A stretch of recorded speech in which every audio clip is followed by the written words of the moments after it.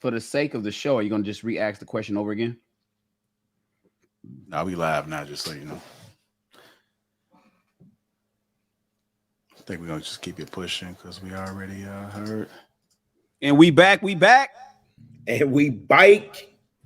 Like, all right, how we sound? How we sound? Is it better? Mic check 1 2 1 2. What's up, chat? Can we get a 1 in the chat if we sound okay, please? Yeah, put a 1 in the chat. And Ricky got that V103 Quiet Storm voice on him, boy. Hit him one time. Welcome to Midnight Madness. All right, it's looking like we may be good, y'all. Put a 1 in the chat if we good. Put a 1 in the chat. Let me make sure we good. All right, we good. All right. Our apologies again. Our apologies. Shit happens when you live. Appreciate the ones. You guys can stop the ones. If it mess up again, please let us know. I'll be on the lookout. Let's get the show back started. Gentlemen, y'all good? Y'all ready? Yeah, sir. All right. So let me go ahead and let me see if it's still back. Damn, I lost everything I had in the last chat. Hey, Rilla, you still got that link? Put it in the back chat for me. The link to that video that we just played.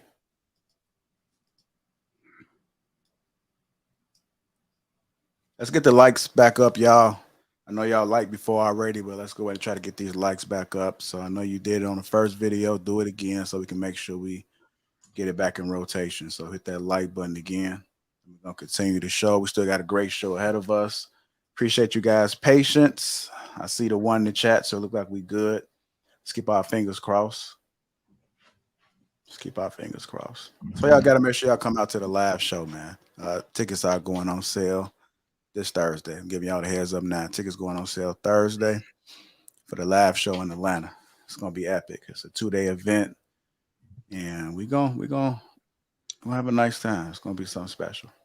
You dropped it in the back chat for me? Yeah, sir. All right, cool. I'm going to drop this link for you guys to take a listen. Gentlemen, if you haven't already, go ahead and take a listen. But this is what the next question is going to be about. I just dropped it in the chat. Click it, take a listen to it. Gentlemen, we already listened to it already. So let me go ahead and put it out there. In that video, the woman says your man should be taken care of every morning before he heads off to work. The woman in that video says your man should be taken care of every morning before he goes to work. Just let that sink in for a little bit, because I'm pretty sure there's some guys out there that have that woman that is selfish, wife, girlfriend, whatever case may be. She just wanted to get it whenever she wanted to get it. Should it be that way? Or should the man get it whenever he wants it? And if so, should he get it each morning before he starts his day off? What do you guys think? All right, I'll take a bite at the apple first, Ricky. Hold on real quick. It's hard to go behind you, bro. Stop. Stop that, man. I ain't said nothing. Hey, look. So this is what I think, man. I think it's bigger than that. Like I don't, I work, I work long hours, man. I don't want you draining me before I go to the gig. I need my energy, fam. I need my energy, right? I got a long day ahead of me. But however, this is what I think ultimately what the premise is about taking care of your man and being attentive to your man, period. Your man should not be leaving the house feeling like he's being appreciated elsewhere more than his home. That he, provides, protect, prophet, priest, king, man, husband, father. These are the things that we talk about.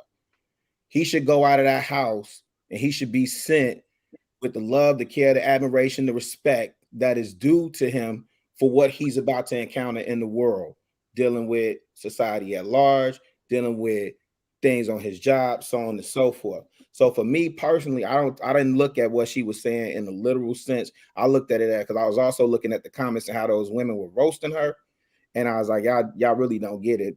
To me, what I think she's saying is take care of your man, period. That man should be appreciated, cared for, more so in the house that he's in, the house that he provides for, the house that he's covering, the woman that he's responsible for, so the family that he's responsible for, so on and so forth, more so than going to work and Becky Sue and Mary Jo giving him more attention, more admiration, more care and attention than you are. That was my take on it. Okay. Anybody else want to weigh in on this? I see you, Trail, coming off the mic. Yeah, I think all that shit sounds good. You know, it sounds like a job interview. Go in there, man. What you capable of? Oh yeah, I'm an expert in Excel, man. Oh yeah, I did that for 10 years. I thought I could do that easily. I could do that today. Like, all that shit sound good, but it's just not practical. It's not. Most mornings, motherfuckers be rushing to work. We ain't got time for all of that. And don't get me wrong, it would be nice. Right? We wake up early on time and we can get it in and, go get on to work and sit in a very, very ideal world, sure. But is that realistic? No. So I would lean more toward what Rilla is saying. Like, it's just about not being negligent. And women have a habit of letting life make them negligent in the sexual area. Right, whatever it may be, tired from work, kids, this. I don't feel attractive today, because women are kind of, up and down as far as their emotions are concerned sometimes. So a lot of that will get in the way, and you look up and it done been 2 weeks since you done had sex, or 2-3 weeks since you done had sex. So I think that's what really is saying. Don't have your man going out in the world and he ain't had sex in 2 or 3 weeks. I mean, it's just not smart right now, unless there's something going on, pregnancy. Sickness, whatever the case, something serious like that, something else. It's a whole different conversation. But just flat out negligence is just not smart to do that. So yeah, be attentive to your man. Again, man, don't ask for much. We're very, very, very simple creatures. Simple creatures. Sex, a little bit of attention, peace. Those are the main three. If you can hit that holy trinity, you're gonna have a man walking out in this world feeling like he could take on the world and gonna value you while he out there. But if you don't, then you got other things to worry about. And I'll just leave that there. Hey, Trill, but hold up though, man. Hey, my woman that's pregnant with my baby, yeah, let me get that. Let me get a little piece of that, man. Let me grab that stomach. Hello, motherfucker. Man, I just think, how many of y'all, how hard is it to have a bad day after you nutted in the morning, though? It's real hard, though. It's real hard, bro. I don't know what really talking about. Right. I'll follow you, Ricky. Right. You know what I'm saying? It's real hard, bro. And hey, Trill, life get in the way sometimes. You know what I'm saying? But we got to stop letting life get in the way. That's really what it is, right? Look, when we younger as men, young lions out here on the pro row, you know what I'm saying? That thing can get up, 3 or 4 times a day. You know what I'm saying? Help that boy out, man. Help him out, right? Help him out. Man, I'm telling you, y'all don't, man. It's hard. It's hard to get into another chick when your nuts empty, man. I'm just being honest with y'all, man. It's hard, and it's hard to get hard. Y'all feel what I'm saying? Right? Do yourself a favor. Right? But and I understand ain't nobody saying every day, man. But god dang, can a nigga get some? Dang. And I got a question. I got a question for the fellas, right? Like, hey, why y'all buy y'all head, bro? Like, and this gonna seem weird, man. But I was talking to my daughter. My daughter, she's 28 years old, right? And like, do y'all like especially into the chat out in the streets, like, do girls like dudes or not? Like, do y'all like men? Right? Because I was talking to my daughter. She was like, man, you know what I'm saying? It's like she took her little boyfriend out. She was like, my daughter was the first time that a woman ever took him out. Like, why is it to me, and let me know if I'm wrong or not. You know what I'm saying? Like, is it like one way and shit? Like a lot of one-way relationships, like the men putting in all the effort and the women just taking, like, do y'all like dudes? Like, do y'all like men? Do y'all, you know what I'm saying? Does that man do you think about that man and be like, hey, you know what I'm saying? He might need a new shirt, or, you know what I'm saying? He might like this PlayStation game or whatever. Do y'all still do that? Or is that just like some shit that's just gone out the window?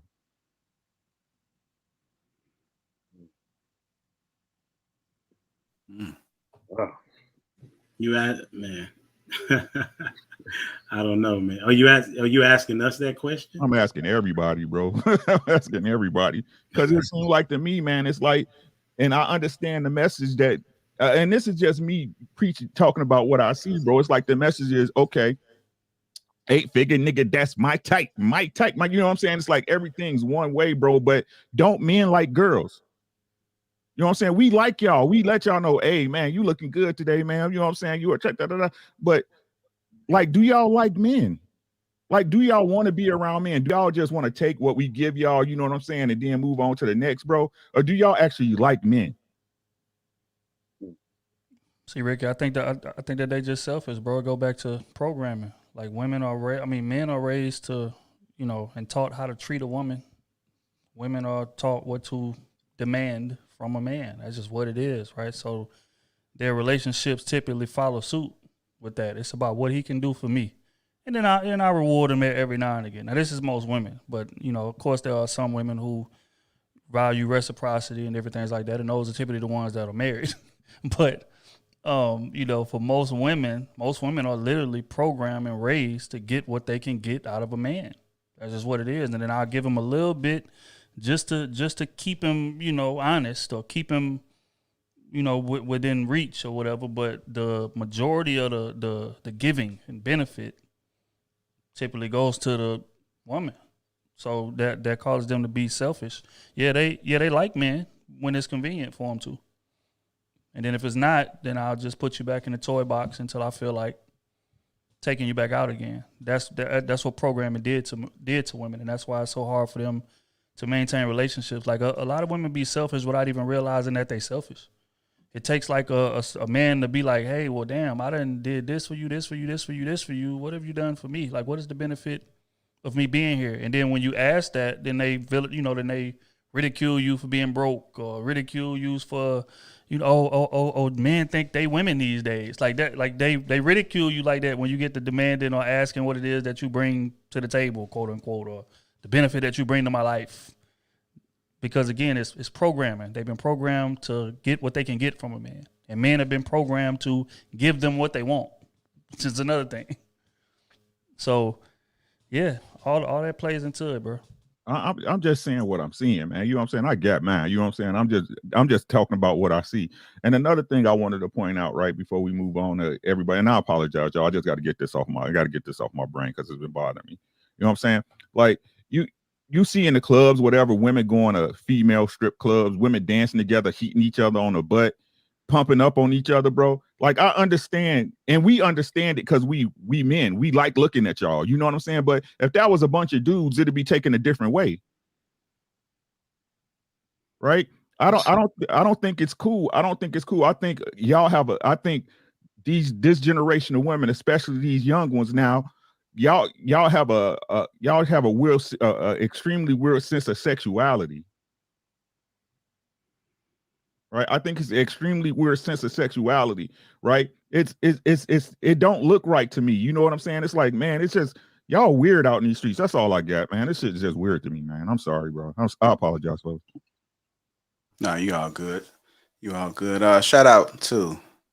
Go ahead and say it. This dude here, bro. Mr. Elephant for the $500 super Malevolent. chat. Hey, how you pronounce his name, JR? Malevolent elephant. Malevolent elephant. Appreciate you, brother. Shout out for the super chat. I had to pause the show for that. Thank you, sir. That's all right. I hope you in Atlanta, bro. Yeah, I think you'll be on. Anybody else want to speak on this? I was gonna come from the angle of 1 Corinthians 7:4 for those women that say that they are Bible believers. It says the wife does not have authority over her own body, but yields it to her husband. In the same way, the husband does not have authority over his own body, but yields it to his wife. Do not deprive each other except by mutual consent and for a time, so you may devote yourselves to prayer. Then come together again so that Satan will not tempt you through your lack of self-control. Right? So if that's the case, it would be a good idea for y'all to talk about what the needs of each other are. And so if the man is saying, listen, I want to be able to, go to work empty, then the woman should be obliged to do so. Right? And as Ricky alluded to, man, to go to work and you ain't have to worry about if you're gonna get it later on, that's an absolute great and wonderful feeling, right?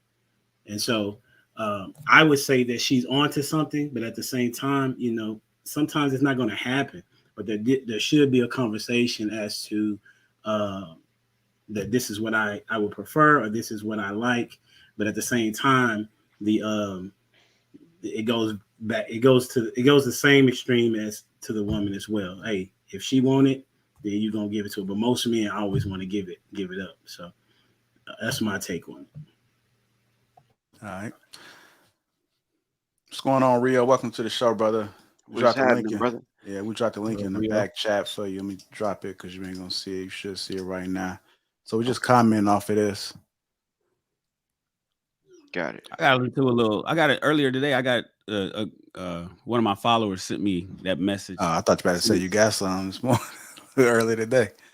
Nah, she sent me that video. The video that we're talking about where you got this question from. She sent the video to me. She was like, I sent it. She said, what did she say? She said, I think you'd like this. And I wrote back. I said, no, that's not meant for me to like. That's meant for you to like. That message is for you to like. I'm with Ricky with this 100%. Listen, I think she's speaking more towards temptation, but the reality is, yeah, drain my balls every morning if you can. Drain them every morning if you can. What? Because temptation matters. A lot of people, and her pushback was, I want to be a cheerful giver. She gave some bullshit ass. Listen, there's a reason why, in many cultures in the Middle East, women are completely covered. They're not covered because they're being oppressed. You know why they're covered? Because men will violate these women. There's a reason why, biblically speaking, women didn't come to church. And then when they finally start coming to church, they put them in the back because they wanted the men to focus on the word and not on Sister Jenkins' cute skirt. It's like because listen, we're human beings. I get it. Just like Trill said, let's just keep it in reality.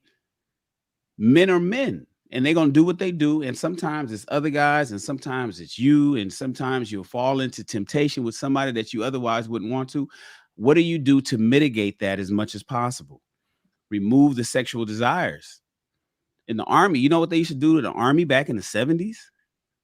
You know what they used to feed young soldiers so they can get through basic training and not be so much paying attention to the young female soldiers? It's not that people are just necessarily intentionally bad. Men are horny. So drain my balls every day if you can. And I'll get some pep in my step. I get it. So I realize some men get their balls drained and they get sluggish and tired, won't go to sleep. That'll happen to me if I'm fucking at night. But if I get my shit drained in the morning, boy, I got pep in my step all day long. Paying attention. I'm tasked. I'm on task. I'm focused, laser sharp. I'm paying attention. My vision is clear. My thoughts is clear.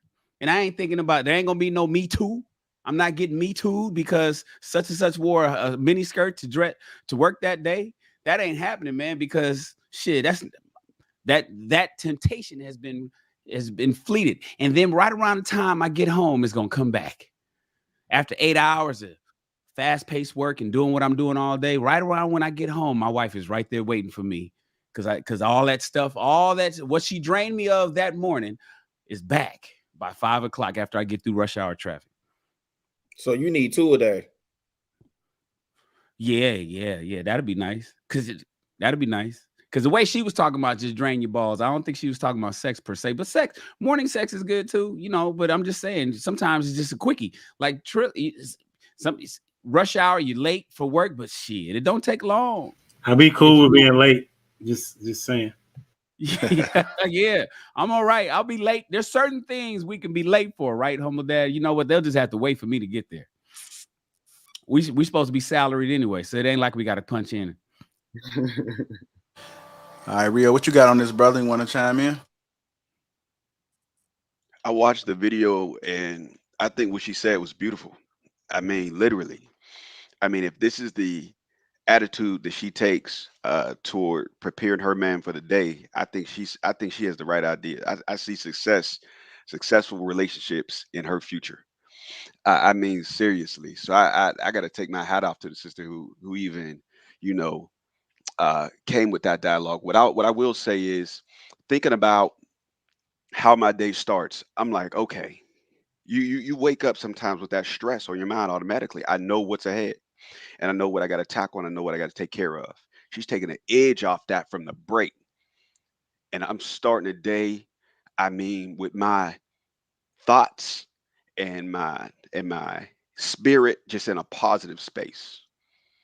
I got to edge up just before I even walk out the door. You know what I mean? And as she mentioned, a key thing, you're thinking about her.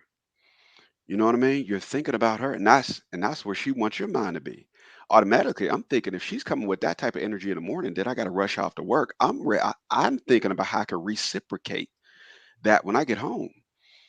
You know what I mean? So I'm like, man, I think it's beautiful. I think listen, sisters need to listen to that. I mean, she's dropping some gems. She dropping gems. You know, that's my take on it. Just straight off the break. That's my immediate response. Raw and uncut. That's it. I think y'all can hear me? Yeah, we can hear you.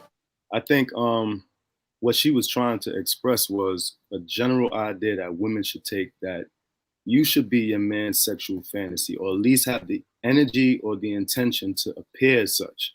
You understand? And I think she used the example of giving him head before work as just an example.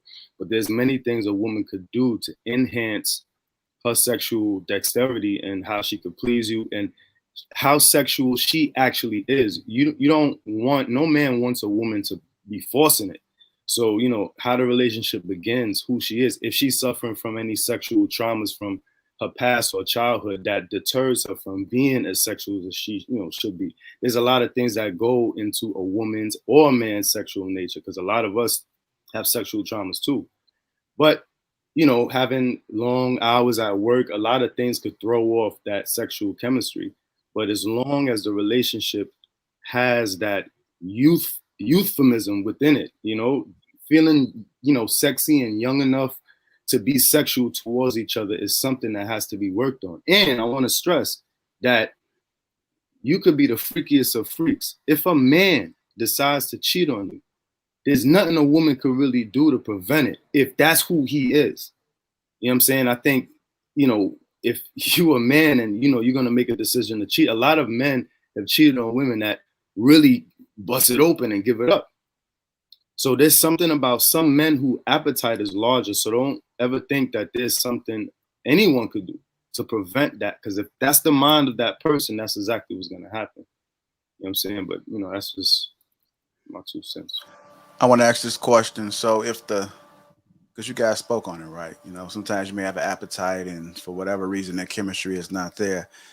If it is off, whose job is it to get it back on track? Should it be the woman, you know, trying to get the sex back? Should it be the guy taking over, understanding what's going on in that moment, what this relationship needs? Communication. You know, a lot of people don't like to talk. And a lot of people don't, it's hard for them to say that, yo, I'm not being pleased. You know, some people fear, you know, rejection. And some people don't take rejection well or criticism well. And there's just certain things that need to be discussed. Like if something is off sexually, you have to verbally have that conversation. We adults. So, you know, some people just shy from that. You know what I mean? In my opinion, men should be in charge of the sex and romance department. Men should be in charge of the sex. They should be the manager, the supervisor, the driver, the pilot. They should be in charge of the sex and romance department. I get it that women have access to sex. I understand all of that, but when in a relationship, see far too often, and you guys have heard this yourselves, and I'm talking through to everybody that's watching the show. Your woman get mad. I always initiate. That'll dry a woman up real quick. A woman wants to be they want to be. Let me just use, I don't know what, dominated. We use that term today. We use, you know, you got doms and subs, right? Women want to be dominated. A woman wants to know that her man dominates her. This is why a lot of them want to be choked, want to be grabbed, want you to grab her, want you to hold her, be stern with her. I'll use that term. You know, this is why she wants you to pin her against the wall. This is why she wants you to grab her ass. She wants her ass grabbed. Don't you grab her. You don't want her grabbing yours, right? That's why when you go in the kitchen and she's cooking something, whose ass gets smacked? Hers does. Your ass don't get smacked. Women want to be dominated by the man that she loves and who loves her. And so if it falls off, as JR just asked, whose job is it to get it back on track? Men. Men are in charge of, men should be in charge of the sex and romance department. Period. I got another question for you guys. So, one of the realities, and no matter how many guys say that they gonna last forever, as you get older, the sex drive does decrease for most men. I won't say all, but for most men. And I know Chris spoke about communication. In your opinion, do you think men should communicate that with the woman, or you think the guy need to probably try to get it together behind closed doors? I think I can answer that one too. Go ahead, Shan. No, go. I talk too much. Go ahead. No, you good. Only thing I was gonna say is I think the verse that that Humble Dad was building, I was hoping he was gonna chime in a little bit more, because I think that's the perfect verse. It speaks to, in a sense, it really does speak to the communication that Chris is talking about. And then also with the men, as you grow older with your mate and with your lady, again, in the ideal situation, y'all are maturing together. You're grooming her for what you need, and she should be communicating to you what she needs. So if that sex drive is dropping off, then as a man, I mean, you got to do what you got to do, man. I don't know if you need some ginkgo biloba or what they call it, or some ginseng or some elderberries or whatever it is that they take. I'm talking about herbs. I ain't talking about Cialis and Viagra. I'm talking about natural herbs to do whatever it is you got. I'm telling you, man, I got an uncle. He's 64. He's been a vegan for 30 something years. Man, he a player. He a player, but them ladies, they be begging for mercy, man. Like they be begging for mercy, man. Like he's still hot. That's why when Shan said that, I was like, man, you need 2 a day. It made me think, oh my God.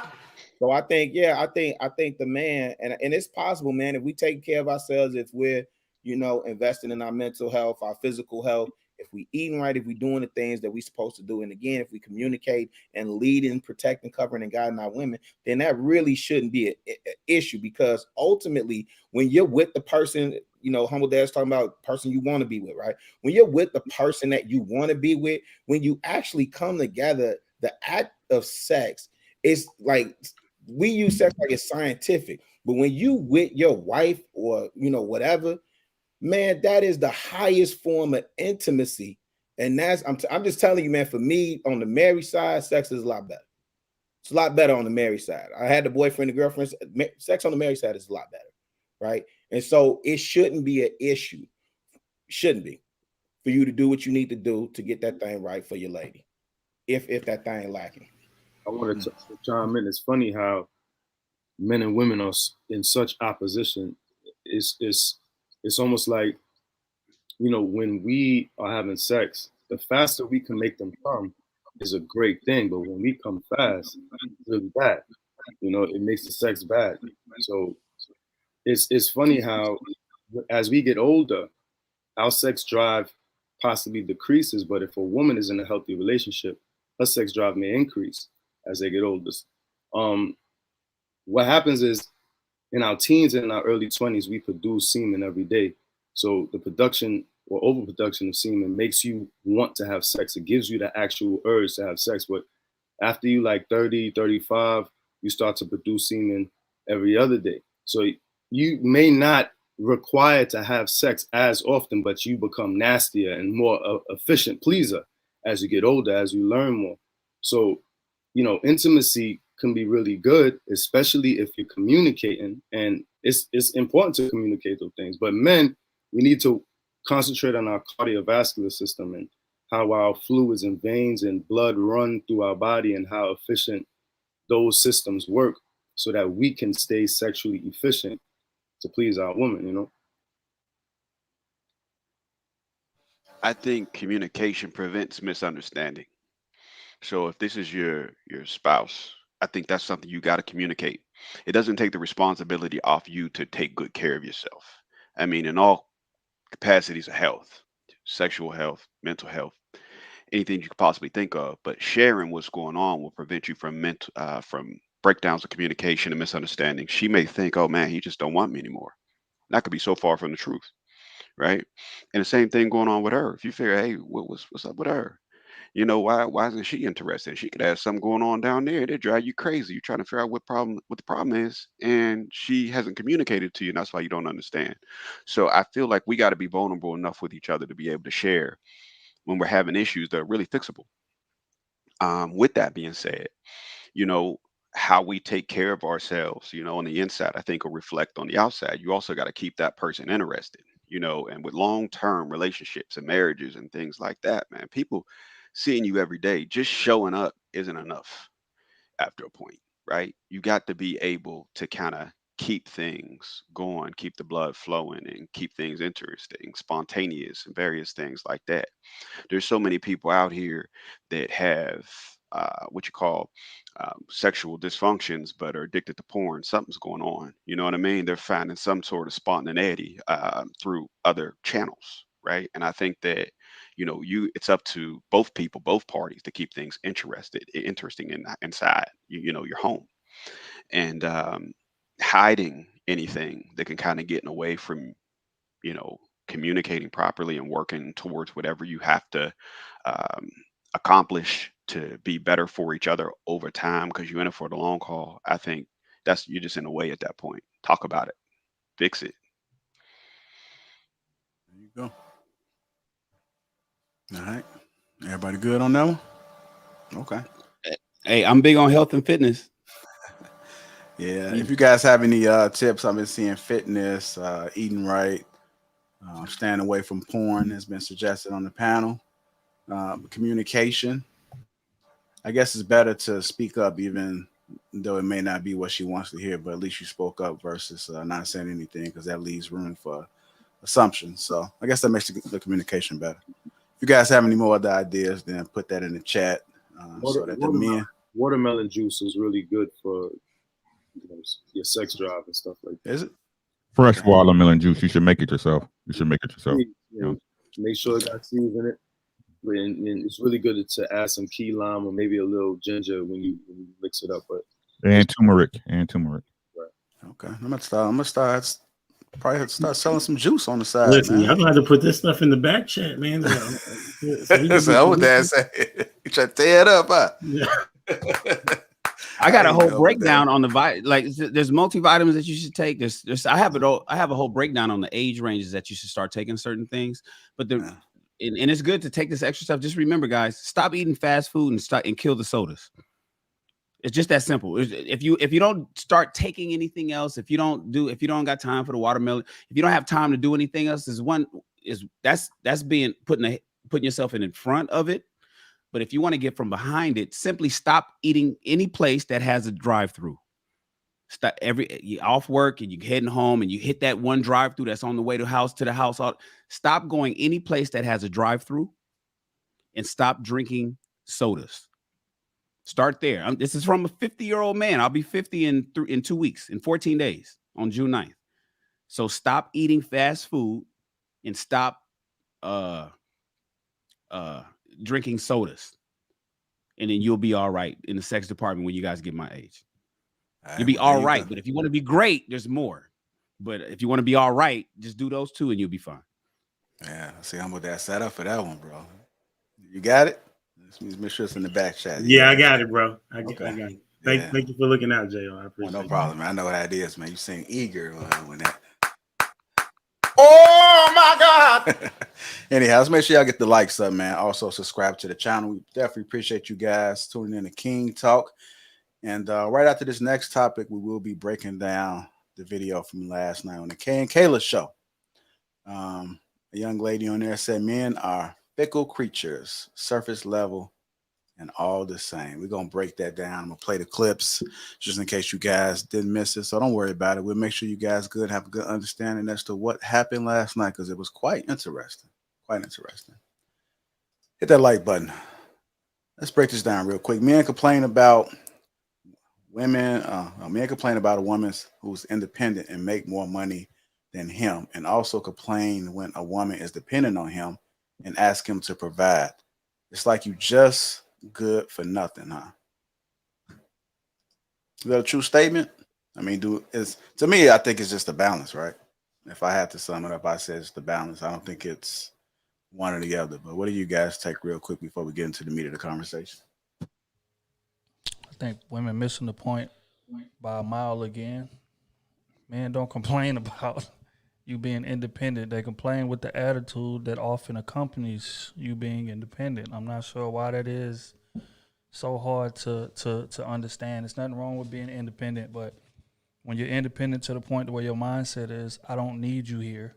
I don't necessarily care if you're here. If you're here, it's cool, but you know, I'll be doing great without you. Like, a lot of women that are quote unquote independent tend to push that, you know, ideology on their man, to where the man, you know, get to asking like, what the hell is the point of me even being here? Like, so that's what men are annoyed with. That's what men have a problem with. It's not you being independent. But again, women hear buzzwords and run with it. They don't grasp the concept as a whole, internalize it, and see, okay, maybe I can make some adjustments or whatever. But you know, that's neither here nor there. But I don't think a man has a problem with either. They have a problem with the attitudes that come with it. Okay. I think ego is more so classified towards like a male trait. We don't really talk about the female ego the way that they talk about the male ego. But you know, we call women gods today. You know, the quote unquote black woman is God. I mean, we literally started those campaigns. We praise her. So, you know, it's really, they have it. They got it. It's just like, you know, that balance thing again. You know, when we're trying to figure out, you know, who leads the relationship, they determine it by, okay, but if I make more money than you, doesn't matter if you're a man, you know, you can't talk to me a certain way. You can't do certain things because I make more money than you. But that doesn't determine manhood. You know what I'm saying? So there's a lot of things that get blurred, you know, in between. So it's crazy to me, yo. Like, so I think it's a creature of their own making. You know what I mean? It's like, okay, y'all say money ain't everything, but when y'all out here, money, that's what attracts y'all. That's what bring y'all in. That's what make y'all, you know what I'm saying? That's what, you know, y'all, I want a scam. I want a drug dealer. That's what y'all shooting for. Right? And the same, it's like crazy. That's like, right. My boy Trill on they podcast, great positive. Hey man, make sure y'all subscribe to Cruise Season. If you're not, you slipping. Yes, sir. Y'all slipping, right? But that's the pod he had today talking about the right, with the child support, right? The child support, right? The man was taking big, and this is what I took from it. The man was taking care of the kids regardless before, and then the mama put him on child support, right? And then she want to put him on blast when he say he not gonna get his kids. Now I'm not saying that's not right, but all you wanted was the money, right? Because he was taking care of his kids first, but you felt you had to go to court to get money out the man. What do y'all want? Y'all say we fickle, we quit. What y'all want? What you want? Okay, okay. You can't be a great dad if you cheat on your girl, but you gotta have money. You know what I'm saying? And you ain't. What y'all want? Y'all don't even know what y'all want, man. It's like we sitting in a Chick-fil-A drive-thru for 2 hours. Y'all don't know what y'all want. And they menu pretty simple. Right? Which one is it? Right? Which one is it? The truth of the matter is, a man don't care. We don't care. Why is it that y'all supposedly the better sex? Y'all winning. Y'all the strength and y'all the gods, the mother of the earth. But y'all can't flip a switch when it come to y'all man.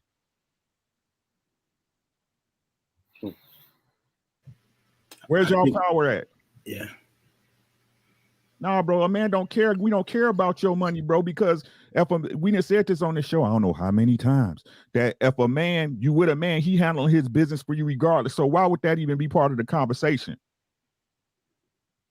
right? That's something y'all want to hold over somebody's head so y'all can have leverage. Oh, I make more money than my man. He gonna do it like da. Hey, Trill, superhead, right? Superhead. Right? What y'all want? Y'all either want the bag or y'all want to be loved and y'all want loyalty. Which one is it? Somebody tell me. This is confusing. Pick one. I think it's a situation. Yeah. I know I don't want to cut you off, Ricky. You good? Yeah, I'm gravy, man. That's on me, bro. I was trying to see when you was done. I usually know, but I missed out on that one. I think it's a made up thing because of insecurity within themselves and dudes not staying with them. For example, how can you say that a dude doesn't want to be with you because you're an independent woman? Where did that come from? I know you didn't talk to no dude and he said, well, you're just too independent for me.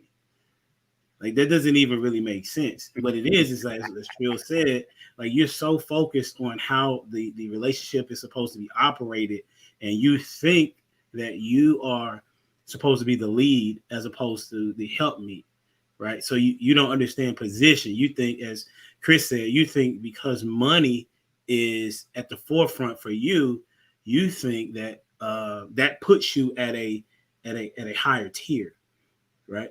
But that's not the case. Like, here on this panel, all of us are leaders at some particular point in time, and all of us, depending on if we was in an escape room, right? Depending on what type of escape room it is, there will be a different type of leader. You know what I'm saying? It wouldn't be who got the most money. You know what I'm saying? It would be who can operate this ship the best. And so when it comes to being in a relationship, the man is naturally a leader. He naturally wants to provide for you. He naturally wants to protect you. He naturally wants to do things for you.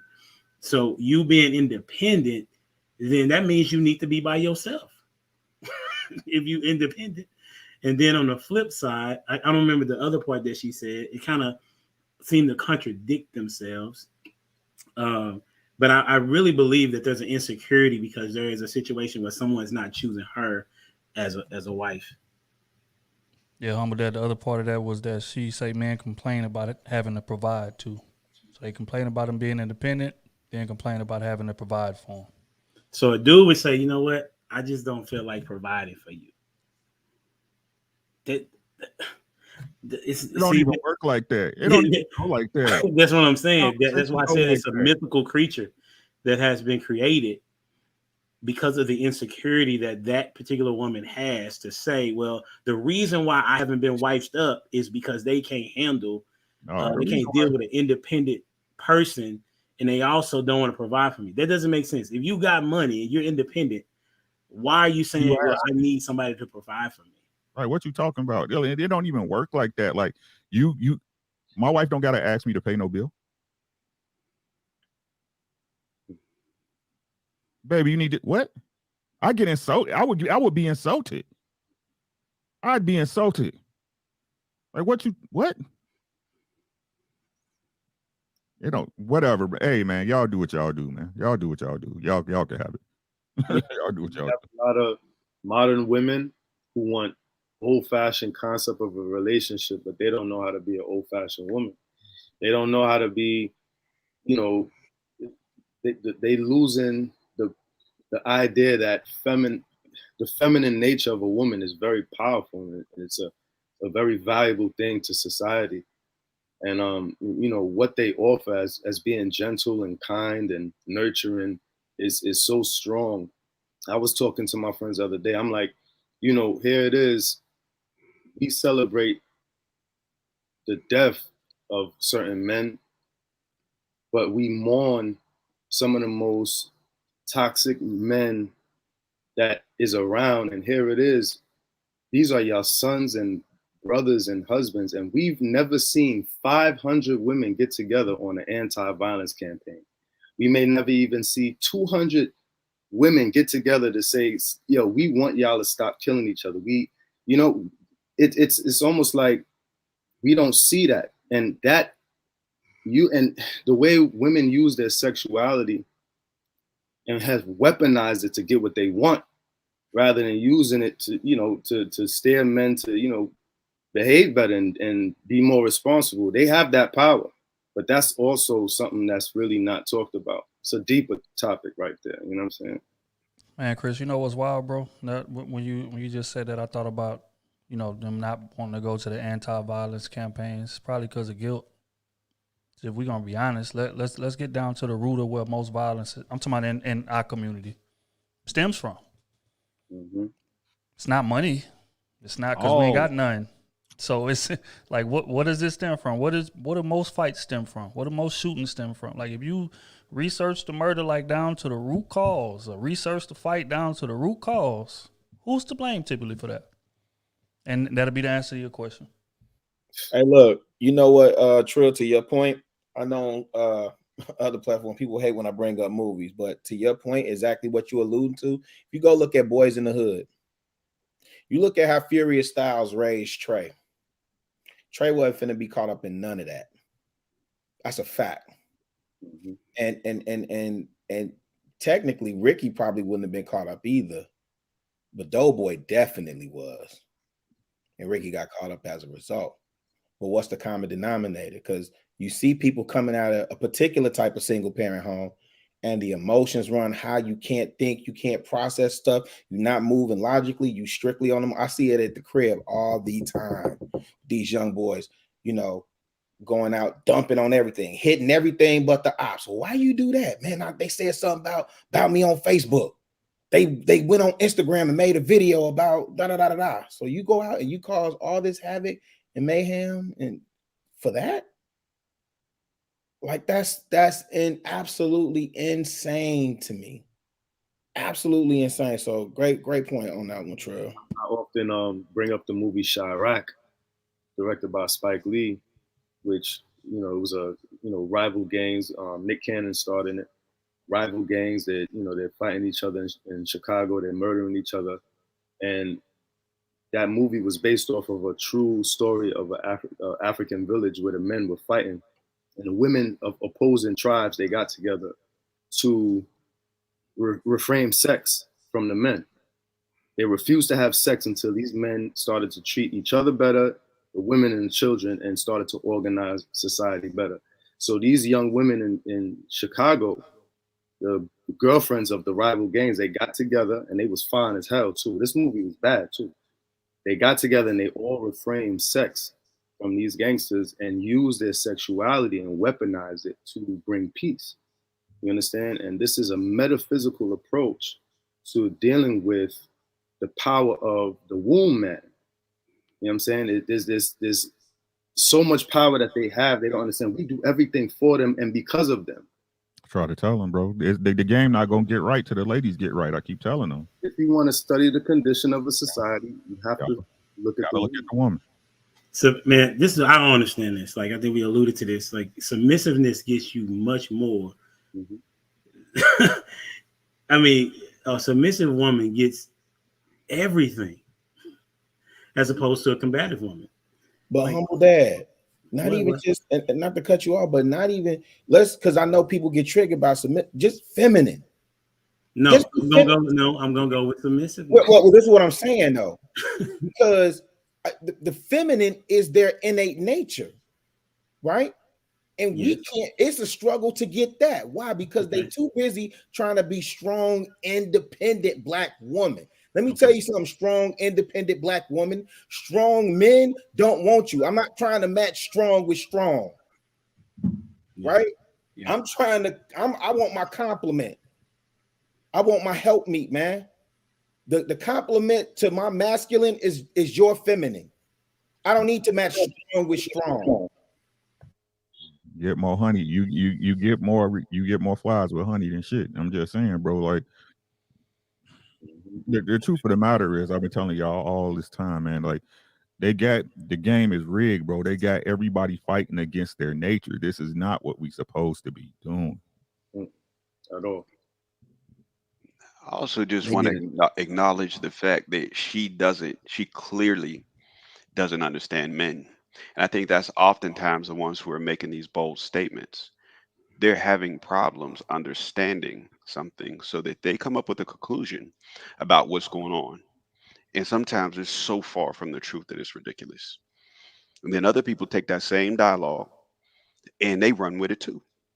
And now women decide this is the way men are and this is what they want. It's not true. I don't care how much she makes because I'm not going to ask I'm not going to ask for any of it. Right. What does it matter to me? In fact, if she's winning and heck, if she's being successful in whatever it is that she's doing, I'm rooting for you. What makes you think that I want to hold you back from success and we're on the same team? That makes no sense. We're oftentimes trying to be on one team, but competing against each other. How? Right. How's Going that two going to work? different directions. Yeah. Because it's a refusal to understand the other side. It's like I said earlier, men are very simple. Give if you want a man's undivided attention, give him a problem to solve. Simple and plain. So if once women learn that, they're gonna be able to get whatever it is that they want up out of a man. But again, when you have the other side teaching them, okay, well, you know, you don't need a man. I need you to. We're gonna raise you to where you don't need a man. And no, we need each other. No, it's nothing wrong with being independent, but have the mindset of we need each other. I'm gonna hold my own, you hold your own, and then when we get into this union, according to efficiency, that's how shit is gonna go. It's not gonna be we just gonna. I'm gonna try to fit a damn triangle into a square hole. No, we gonna mesh and complement each other, just like bro just said. So, again, men have figured out how women are in terms of like how to get what we want about them, because we know that they natural nurturers and we know that they, want like projects and different things like that to fix as well. So it's like we've mastered that, but for some reason they can't really wrap their head around the fact that men, all we want to do is problem solve.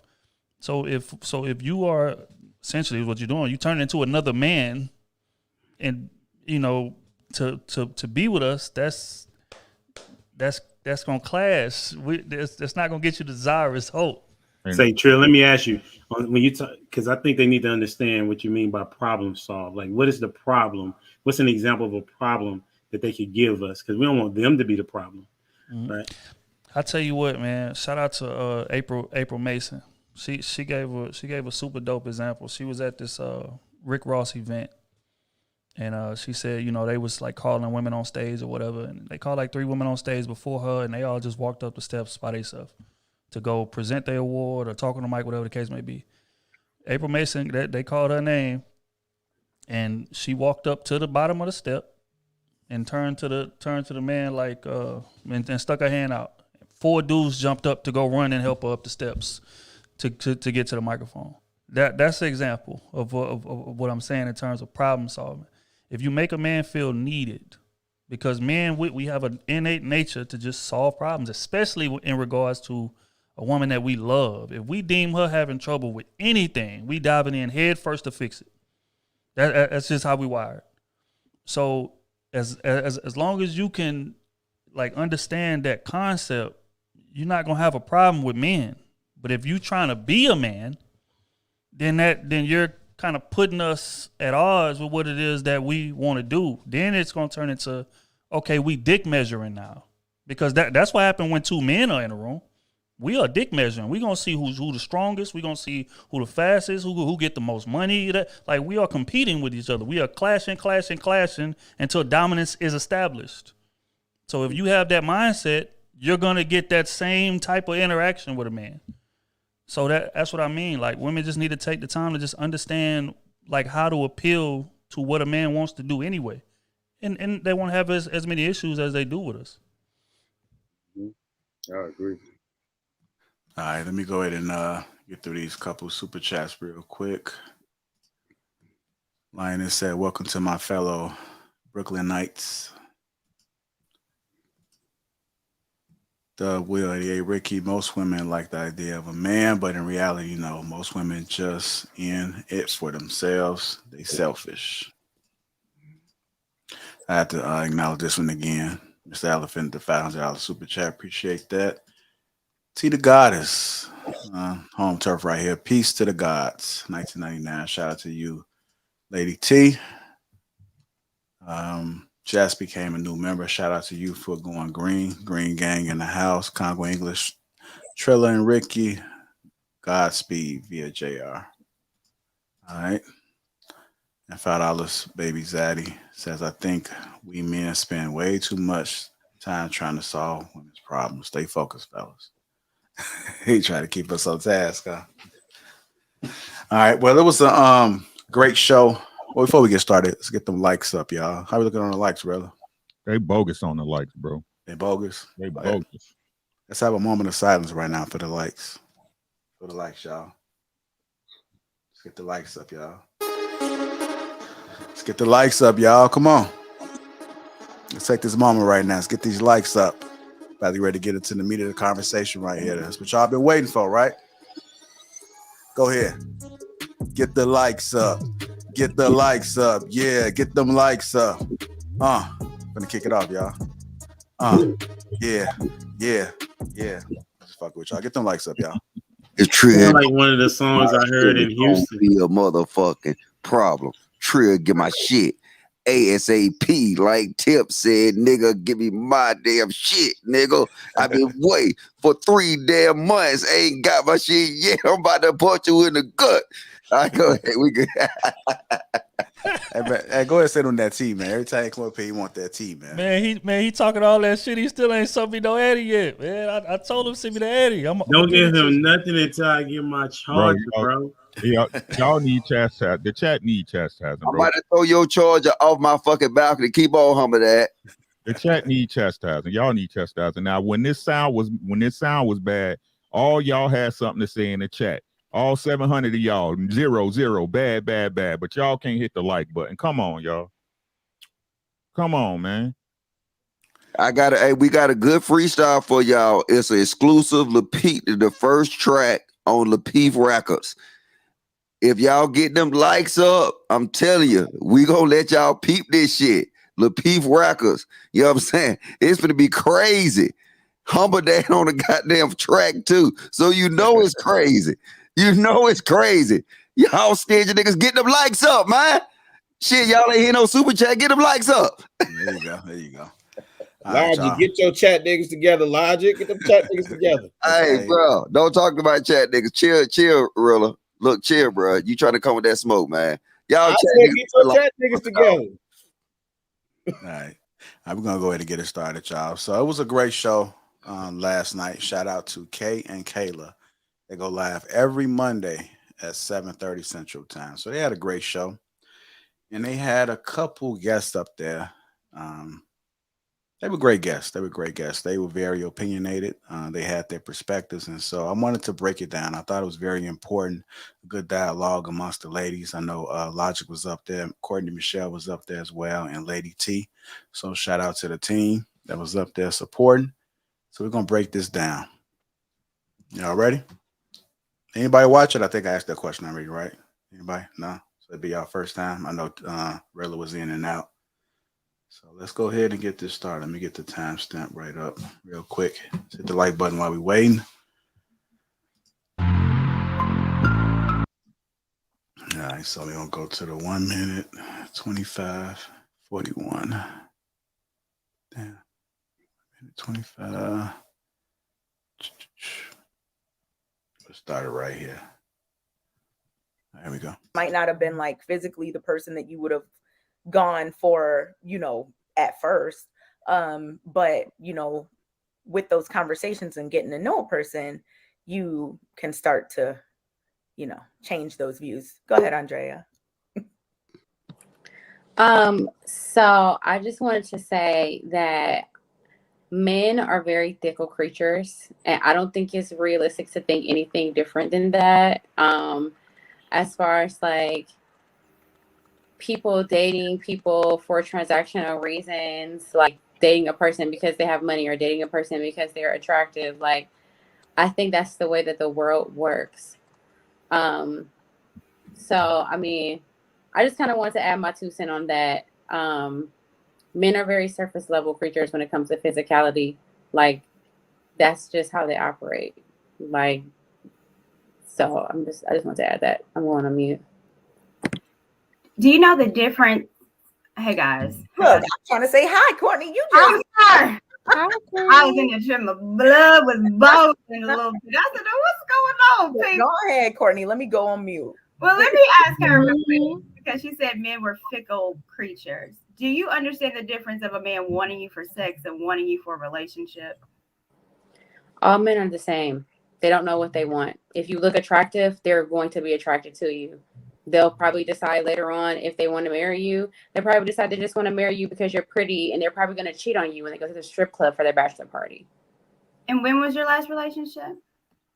Maybe 2 years ago when I decided I don't like men and I don't want to date them. I'm also an exotic dancer, so most times I see men the day before they get married and I see what they do to their fiance. And I'm just not really interested in that. So you're just Okay. Well, we found out some interesting things there. Before we continue, I do want to get you guys thoughts about what was just said there. Don't all speak at once. I'm gonna go with Rio, then Chris, and then we'll go back since I know they. What's your immediate thoughts, Rio? She's upset. I mean, to say the least. 2 years later, she's still very mad. And we gotta acknowledge that there's a lot of emotion involved in that. She's been hurt. I hope that she heals, and is able to bounce back from this, because like I said, every man isn't the same. We don't have a monthly man meeting and decide on how we're going to be and have a general consensus on how we all feel and what we all look for. That is not how the world works. I think Courtney asked a good question about, does she know the difference between when a man wants you for sex and when a man wants you for a relationship? When I talk to other brothers about what they're looking for in a relationship and with a woman that's long term, the physicality isn't necessarily always at the top of the list. Yeah, that may attract you to a person, absolutely. But you can be man or woman and be attracted to somebody, and that makes you interested, right? But it goes far beyond that. If you decide that this is going to be a life partner, are we fickle? Is anybody fickle? Women could be fickle. I mean, it doesn't. It's where do we go again? Generalizing based off of someone's experiences. Maybe she's picking the wrong men. Where's she finding them? There's a whole lot of questions I would have. She says she's an exotic dancer. She's upset with the same men that she's entertaining for being entertained. Whatever. I don't know. My thing is, don't be part of the problem and pinpoint the problem. I mean, hell, they're there for a good time. You don't get to choose how we have a bachelor party. That's none of your business, quite frankly. Let's leave that there. We're worried about the wrong things. The answer and address the question, how do we determine who's fickle and who's not? Be particular. Be particular. You need to, if you're thinking about settling down with somebody, you need to make sure that this person is going to at least have enough of the things that you are into and that you can deal with the things that they have that you're not. Everybody's carrying a bag, right? How much of the effed up shit in the bag can you deal with? And do the positive things in the bag outweigh the bad? And it's enough to where you can balance each other out, so to speak, and deal with each other's problems. But she has the wrong idea about what's going on. We are not choosing lifelong partners based off of their physical appearance. That's so far from the truth. All right. Chris, what are your thoughts about it? Yeah, my heart goes out to her because she looked like she just clocked out. Like, and I would even allude to ask or inquire, if she's going through some trauma, some real trauma. She has some real deep rooted issues that she seemed to have with men. And maybe, it was a treacherous breakup, the last relationship. Maybe she had traumas as a child. She says she's an adult dancer. And, a lot of dancers, kind of get numb to men, period, and see them as a tool of money. So she is not really necessarily in a place where I would evaluate, the healthiest mentality in terms of men, but it just seemed like she's shut out. And she's an attractive girl. She has the potential to probably do really well in a relationship, but something is wrong. Something very personal is there. You know what I'm saying? So it's very strange, even just hearing what she said. It just seems so cold, you know what I mean? All right. I appreciate that, Chris. I know, Chris, you got to go in a few, so just let me know in the back chat. And and then keep that in mind. Who wants to go next and speak on to give their thoughts? And of course, I'm pretty sure there's some context behind her, but just as an outsider listening to this for the very first time, like, what are your thoughts? I think Rio hit it. You know, you think it's something going on there. It just don't sound right. You don't just hear women walking around saying that, so it must stem from something. I think Chris kind of hinted on that as well. But what do the other fellas think? Hey, I got it, bro. Emotional damage is what it is, man. It's what it is. What she was doing is what we call projection, right? That's called projecting, right? Putting what you feel and what you do out on other people, bro. Like this what they don't be understanding. Exactly what excuse me, what Shannon say, what we all say, man. It's hard for you, like, look at the life you living. Right? How long can you continue to separate yourself from that? Your job. Right? Your job. And unfortunately, you get judged by that. You get judged by that. Right? And this is what I'm saying. Do you even like guys? Do you even like men? If you don't like men, why are you dealing with them? She broke herself. Don't nobody break. You break yourself. You put yourself through situations where you get into a point emotionally or mentally where you can't recover. You chose whoever put you through what you went through. You chose that, and then you out here shaking your butt. You know what I'm saying, for $1, and think you're supposed to be able to go home and get a man to run with you. You know what I'm saying? If this is just my job. Come on, man. Y'all got to be real with y'allself. Y'all can't sit at the table. Hey, shout out to my boy Smooth. Y'all can't sit at the table of men and pick from the food. You got to eat all of it. Y'all can't pick and choose what y'all want. I'm sexually liberated, but don't call me a hoe. You a hoe. It's a sexually liberated one. That's what it is. The same way a man can't be out here without no money. Say, I ain't no bum, bro. You a fucking bum, bro. You're not doing what you're supposed to do as a man. You can't pick from table of men, and then you can't eat at the table of men and pick what you don't want. Y'all don't want no responsibility, and I'm going to say it again. Y'all already know what I'm going to say. So with that being said, if the responsibility fall on the backs of men at the end of the day, why you can't fucking fall in line?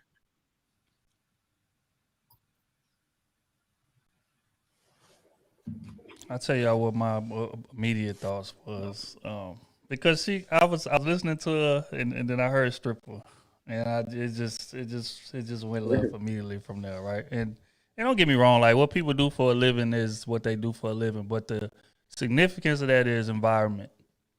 I think that's what Ricky was just alluding to. Environment is very, very important, right? An example, right? It's just like me being a junior deacon at the church. And then I complain, damn, it's just all these women, it's just too many religious women around here, man. I just need somebody that's just not religious. Everybody carry a Bible. Religion. Everybody carry I'll a Bible. Carry a Bible. Bitch. I don't understand it. Like, it's just like me being a drug dealer and say, it's just too many motherfuckers around here that's just breaking the law. Like, I just need a law-abiding citizen, man. Like, everybody is just doing something illegal around. I don't understand. Like, bro, like this shit, like, first of all, I can tell that she's very young, for one. 2, I can tell she's very hurt. And 3, I could tell that she has like just unrealistic expectations for her environment. Baby, you are a stripper. And that life ain't nothing but scammers, drug dealers, dudes that of course, don't get me wrong, all men value looks and physicality. So, but there's steroids on it in that lifestyle, right? So if that's where you're at every day, and that's where you spend most of your time, what do you expect to land as far as a man is concerned? And I could imagine that your Instagram probably reflects what it is that you do, meaning that it's showing your body off in every other picture. And No, surprisingly not. It's not true. No. Oh, You would never guess. Damn, that's interesting there. Well, but I mean, again, it ties back to environment, though. I mean, I bet it was at one point, and somebody probably got to her.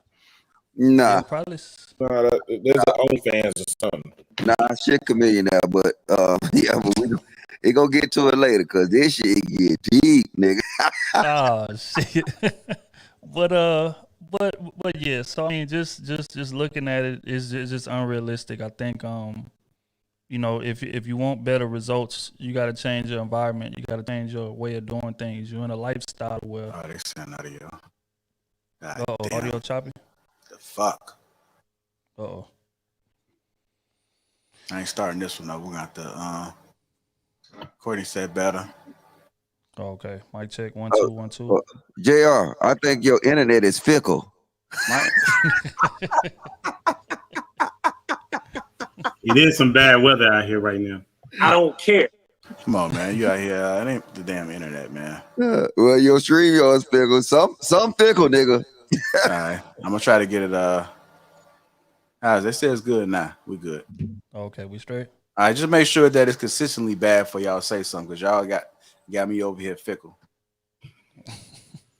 But yeah, so I mean, just in summary, like those are the personalities that's gonna be tied to that nightlife. There are gonna be a lot of fickle, shallow guys to that nightlife. Sure, you work in a strip club, and that's where I'm sure you spend a lot of your time. And if you're not at the strip club, you're probably out at the clubs and hookah spots and lounges and all of that. So that's where you picking men from. Sure, all of them are gonna be that way, but you can't use that small demographic and tie that to all men. That's just blasphemous. And that's what I mean by young. When you're young-minded, you tend to do that. So, you know, again, I'm praying for, you know, she's very, very hurt. But I just found it very interesting that she's ridiculing men for overvaluing physicality, and your physicality enables you to do what you do for a living. I find that weird. But that's neither here nor there. It's interesting that she said that men are fickle and they're all the same, whether they want you for sex or they want you to be their wife. Thought that was rather interesting, because a guy that's fickle doesn't want to be in a relationship, right? So he may be using you for sex. And it's interesting that it seems as if, you know, like we said before, that she is hurt, and that's unfortunate, and she hasn't dealt with that particular reality. But and hopefully she does get help. But to say that a man that is wanting to be married is fickle is absurd, because he's literally thought about, like, men don't be wanting to get married off the top. Like, that's not something we necessarily aspire to off top. You know what I'm saying? Our mind and maturity kind of gets to that point. And he has made a decision to be with this particular woman. He's not fickle in that decision. He has made a solid decision that this woman is the one. Right? Now, the dudes that she's probably dealing with, as you all have said, are saying, I want to be with you, then act a certain way. Right? And then she says, well, I know this because I'm a stripper and I see them come in and I dance for them. And as King Rio said, so you have an issue with the dude that is paying you to do what it is that you say you don't like them to do. Hopefully that makes sense, because that was confusing to me. Yeah, you confused the fuck out of me. What? I'll slow it down for you, Mr. Logic. No, I'm playing. So I think that's really the part of her being hurt and not understanding. Like, as the question said, like she said, do you know the difference between how she said, do you know the difference between a man wanting you for sex and a man that wants you for a relationship? And she said, they're all the same. Mm-hmm. They're all the same. I think somebody else said it, she has no idea what a man, not a dude that's just running around here out here doing bum stuff, right? So I would say to her, if I was to talk to her, you know, I would tell her that she hopefully, you know, she could go get help first to kind of get this hurt out and this trauma that has happened. And hopefully people don't take, and I would be interested in how many women agree with her. That's what I'd be interested in knowing. You know what You know what you made me think about, Humble Dad, when you put it that way, especially when you made marriage an example. One of the things that I would have to question is, are women allowing men to lead the relationship and the tempo, the direction it's going to go? I feel a man may not change his mind as much if he decides when it's time to propose, not when you decide it's time for him to propose, not when you decide it's time for y'all to move in together, not when it you that decides when it's time to have children, not when it's you that decides when it's time that we need to pool our money together and we need to you, all of these things that is somebody also used women used a particular example where they said women kind of weaponize sex, right? So in the relationship that happens too. She has a lot of control because when she locks that thing down and she gets an attitude and then she starts changing how things are going to go, until she gets her way, so to speak. They have ways, right, in order to drive this thing. And then, yeah, we'll get fickle because this wasn't our idea to do this right now to begin with. This was yours. We're trying to get on board with your leadership. That's not in our nature. It's going to get real fickle, right? We're supposed to be the ones who are deciding. And if it's not right for you, that's when, to answer another question, when it's time to leave, when you no longer can follow fall in line with his leadership. Yeah, that's a good time to leave, Oh, right? go ahead. Go I'm ahead. sorry. No, I was just going to ask, and it's just like a yes or no, real quick. When you guys heard this, did you guys automatically equate what she said to trauma? Was it something that was just like a no-brainer? No, you didn't. You didn't. I want to hear from Shannon. No, and I think Did Ricky said I no. automatically equate what she was talking about men to trauma, being men having trauma for being fickle? No. With her experiencing some type of trauma for her feeling the way she feel. She hurt, Shannon. She hurt. Oh, that was off rip. That's Off automatic. rip. Okay, got it. Okay, what about you, Ricky? Yeah, you can hear that off No, rip. I just initially thought she was shallow, but you let a woman talk enough, she's gonna tell you what you need to hear. Anyway. Okay. Well, I've had conversations with her, and I can't say because without the context, right? People hear.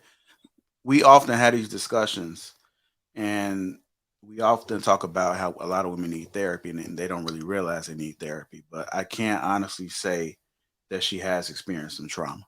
When I first heard him, like, this is crazy. Like, I just can't see her just growing up and her thinking this way. And we're gonna really dive into a deeper conversation because I think it's very important because a lot of women are walking around unaware. A lot of men are, but since we talking about this particular situation, there are a lot of women that are walking around unaware that they need therapy.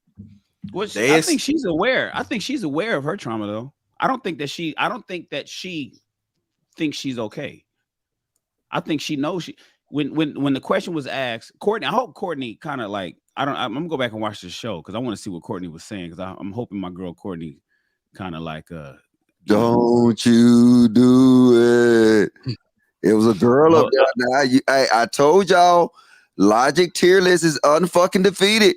Y'all don't listen to me until it slap y'all upside the head. And JR trying to skip me too. Nah, don't skip me. No.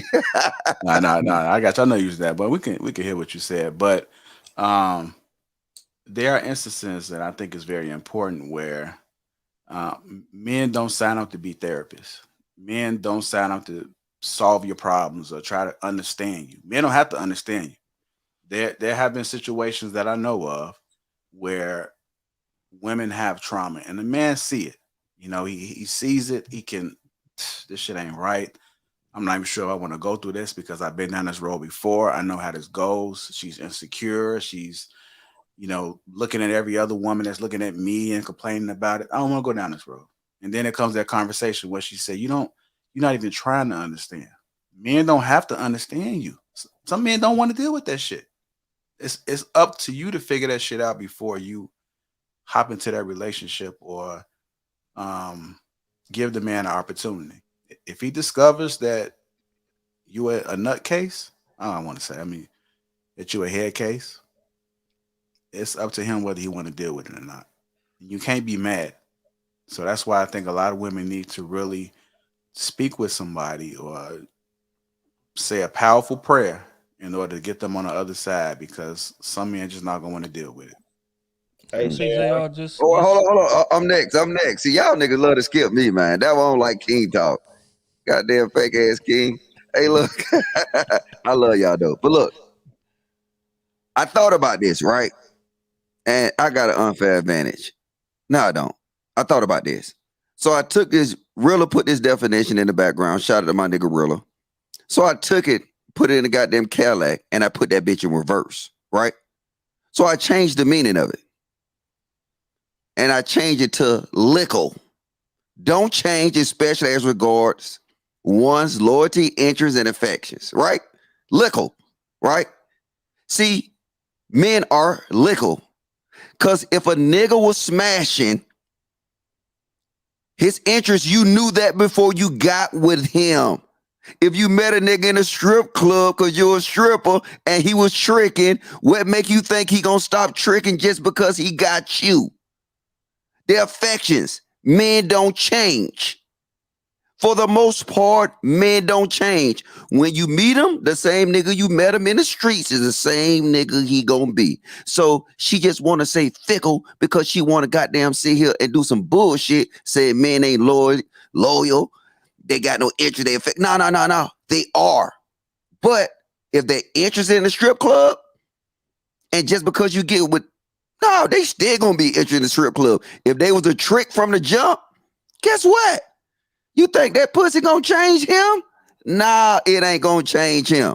So, Miss Lady, if you looking at this live stream, you all fucked up in the head because, you know, I don't even know how deep I want to go because I don't know how far JR want to go. So I'm sorry, I'll fall on that. All right, I'm gonna Really, you want to speak on it? No. I was gonna ask you, is she worse than Neek? You remember Neek? It was early episode. Oh, that girl that was on it with Kevin Samuels? Yeah. I think it's all along the same lines, man. Okay. I mean, it's I was in and out last night, so I didn't catch all of hers, but just from listening to that, I mean, because I know Neek came with some baggage. Yeah, like you'll be surprised because I'm telling you, I was thrown off because I had communication with her before, and I had no idea that she was a stripper until, you know, she voluntarily put that out there. You would have never known. But it just but I'm not surprised because you'll meet women, and just because, you know, they look decent, it don't mean that they all together, bro. I keep trying to tell that they all together. You know, lot of there bro. was a bunch of Spelman chicks that paid for school at Magic City. I'm just saying, bro, like the truth of the matter is, man, I don't, maybe this is my understanding, right? Y'all take that pretty privilege, it come with cost too. It come with cost too. You know what I'm saying? It's like y'all be dealing with these. Yeah, they look good, man. Your heart can't handle that, bro. They be broken. They looking to break you, bro. Y'all keep on, man. Y'all keep on. It's really just about being real, man. Finding somebody you vibe with that you find attractive, boy. They ain't got to be the prettiest thing. They ain't got to be no Beyonce, no somebody that's good for you, man. You know what I'm saying? But a lot of these pretty chicks, man, be broken, man. They be broken. I'm talking about straight up broke up and down, bro. Like puzzle pieces, 1,000,000 pieces, and one of them missing. So you'll never be able to put that puzzle back together, bro.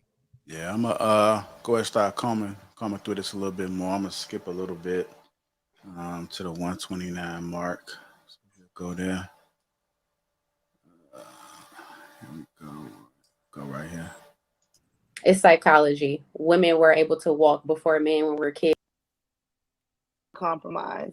And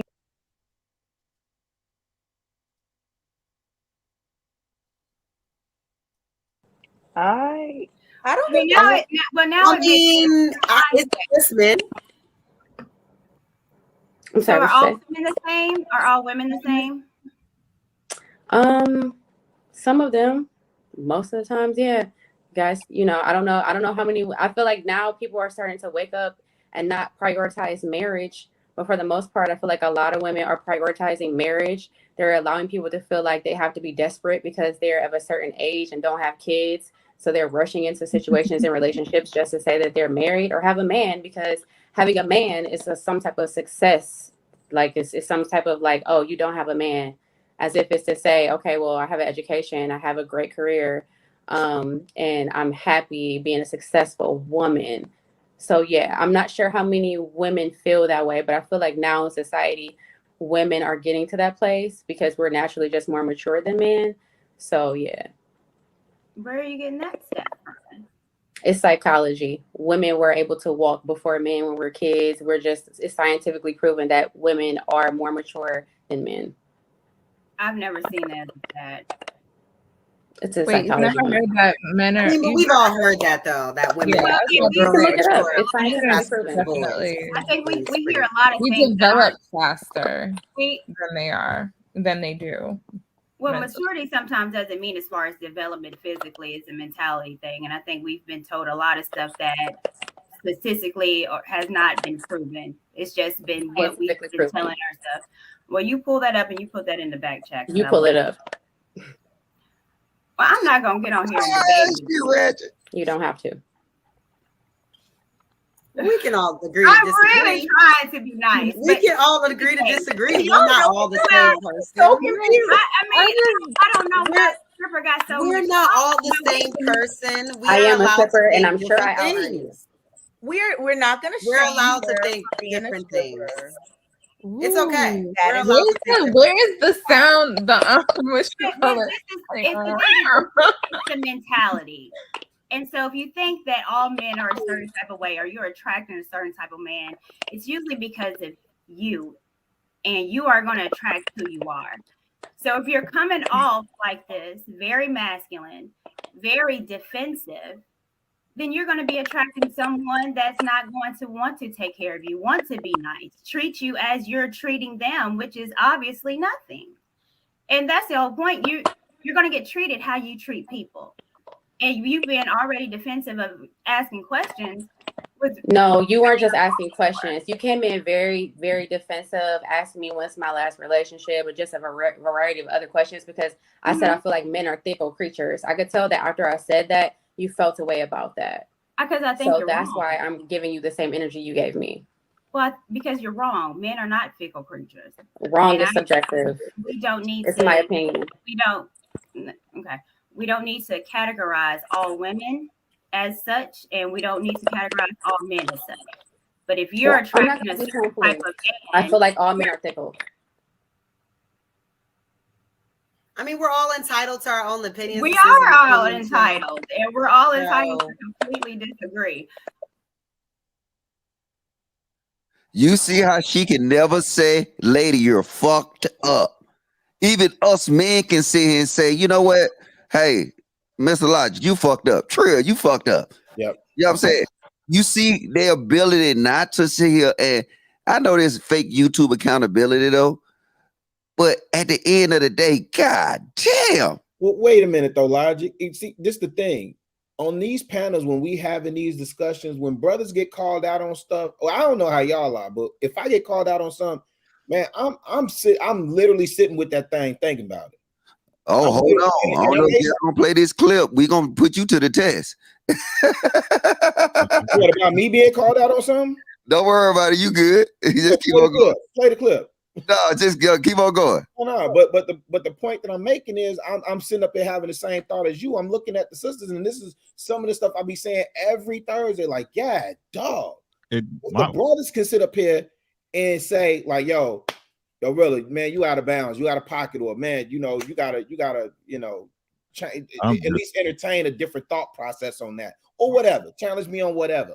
I'm cool with that. I have no idea why I always have to be, well, we all have our own opinions, right? Mm-hmm. We can all, like, how is that young lady supposed to learn from that? She won't. Ma'am, you're wrong. Man. All men are, you're saying all men are, if you, in my experience, most, whatever, but like, we can't call bullshit when we hear it. You want to know why, Rilla? Because they know that her level of defensiveness is going to escalate depending upon the level that you challenge her. And so they don't want to deal with the backlash of her attitude. So we're going to try to deal with her with kitten gloves. You know what I mean? That's not true, brother, because we sit all the time on these panels. That's not true. Nah, and that ain't them. It with men. That ain't them. They don't do no kitten gloves. Kay and Kayla don't use kitten gloves on nobody else. I'm talking about with women. Yeah. We're literally. I'm not talking about with men. I'm talking about with other women. That's the point. So when she's being challenged, someone comes in and tries to de-escalate the situation because they feel their sister getting heated. Man, I'm not saying that they're crazy. yeah, I'm Man, not shout saying out, shout out to Courtney. Shout yeah, out to just the Courtney. simple yeah, fact. That's Courtney all I'm was saying. trying to challenge her. Shout out to Just Courtney. the simple Someone fact. came in and said, "Now wait a second, she's getting upset here. Let's just all calm down." You know what I'm saying?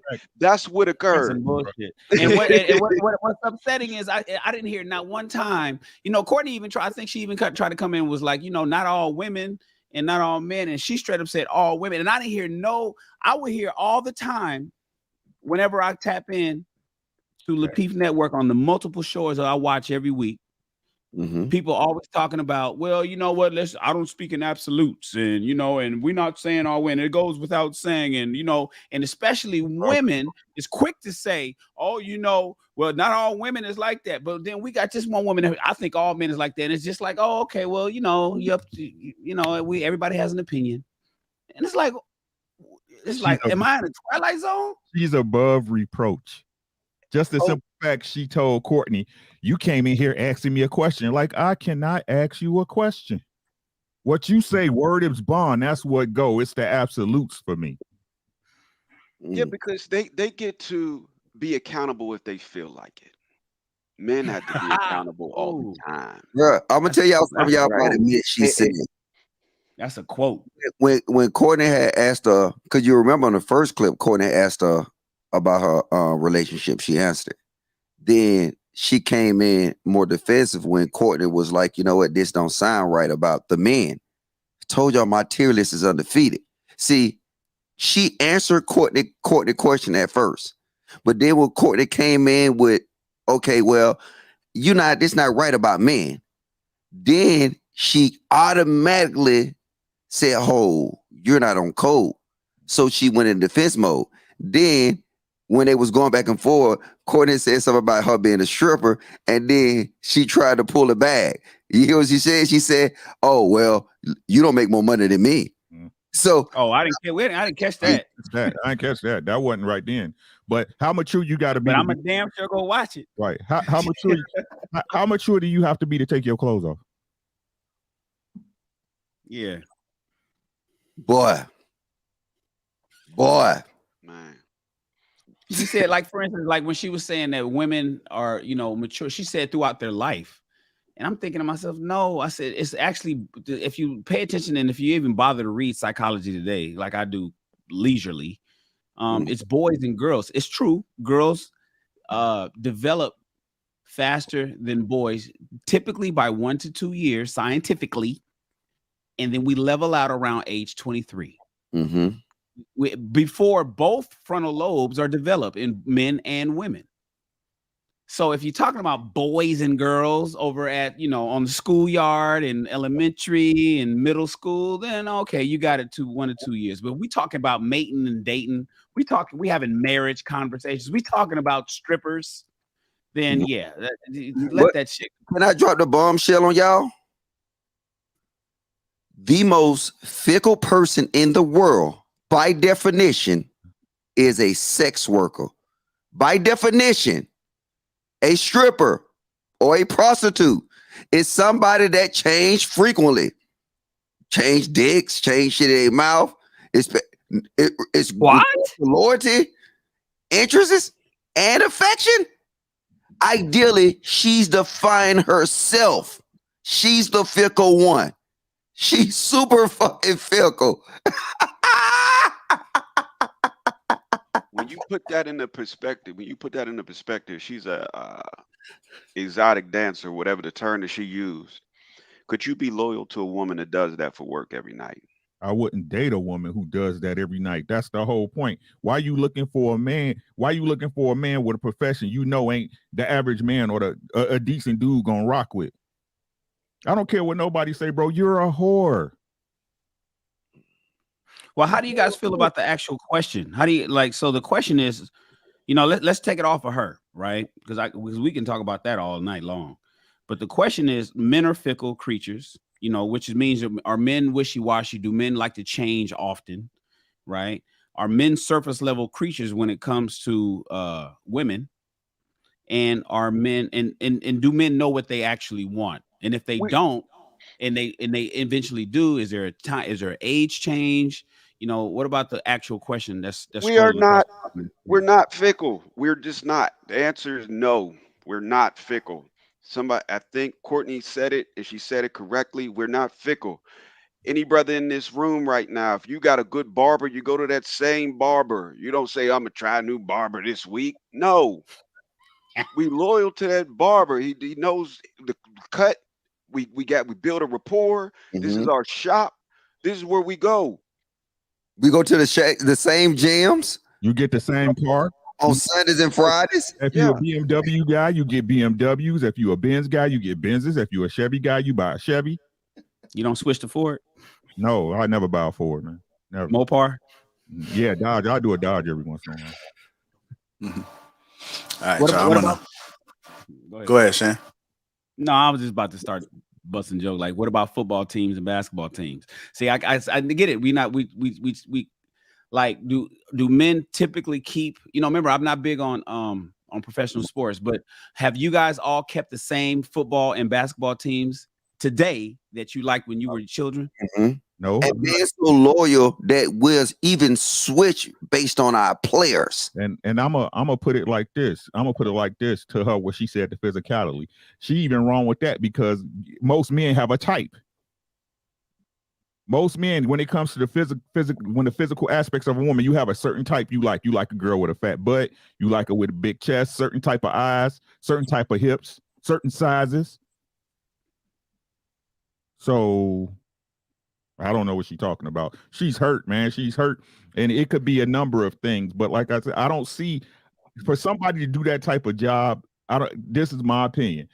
But for somebody to do that type of job and try to justify it, it should let you know something wrong with them. Just say it's for the money, and that's why you do it. Oh, such woo, nah, bro, nah. It's too many places to be a slave out here in America for you to have to choose that job. We're gonna move on with the conversation with them. Make sure you guys get the likes up, man. Let's get the likes up right now.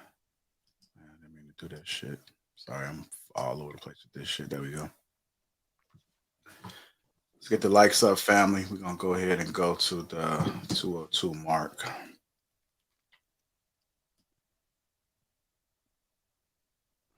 You're gonna have us getting mad, JR. No, I ain't get mad. I'll be all right. And I heard him. I won't compromise for nothing.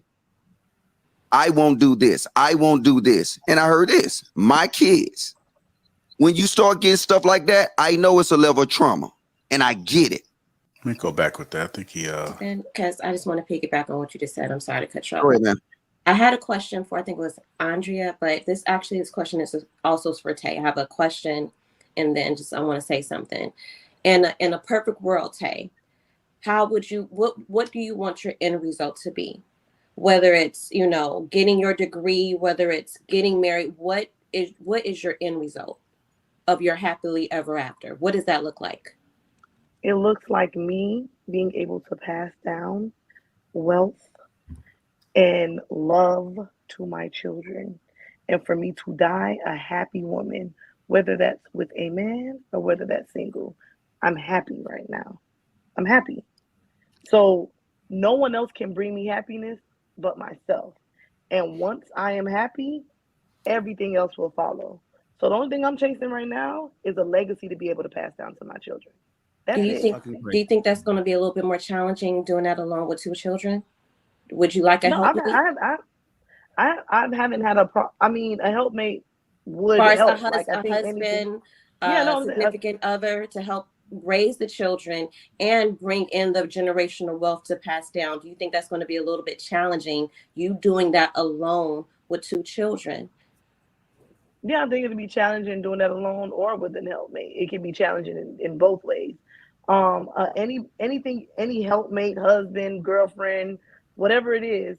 Girl, I mean, because some people do not like men. But I Like, know I'm not one of I'm those people. specifically asking you though. Let's take everybody out the conversation. You and I, sister to sister. What do Having you a want? man, I want to be happy. And what does that look like specifically? And that looks like being able to live life on my own terms, and whatever comes with that, whether it's singledom or relationship dumb, I am here for whatever comes. That's what I'm saying. Whatever. So I want to follow up with that, because I heard you mention you did not want to be like your mother or your grandmother. Specifically, what did you see that you do not want to emulate? They are unhappy. They are with men. I'm not saying my grandfather and grandmother. My grandmother negated teaching and doing whatever she wanted to do to be a homemaker.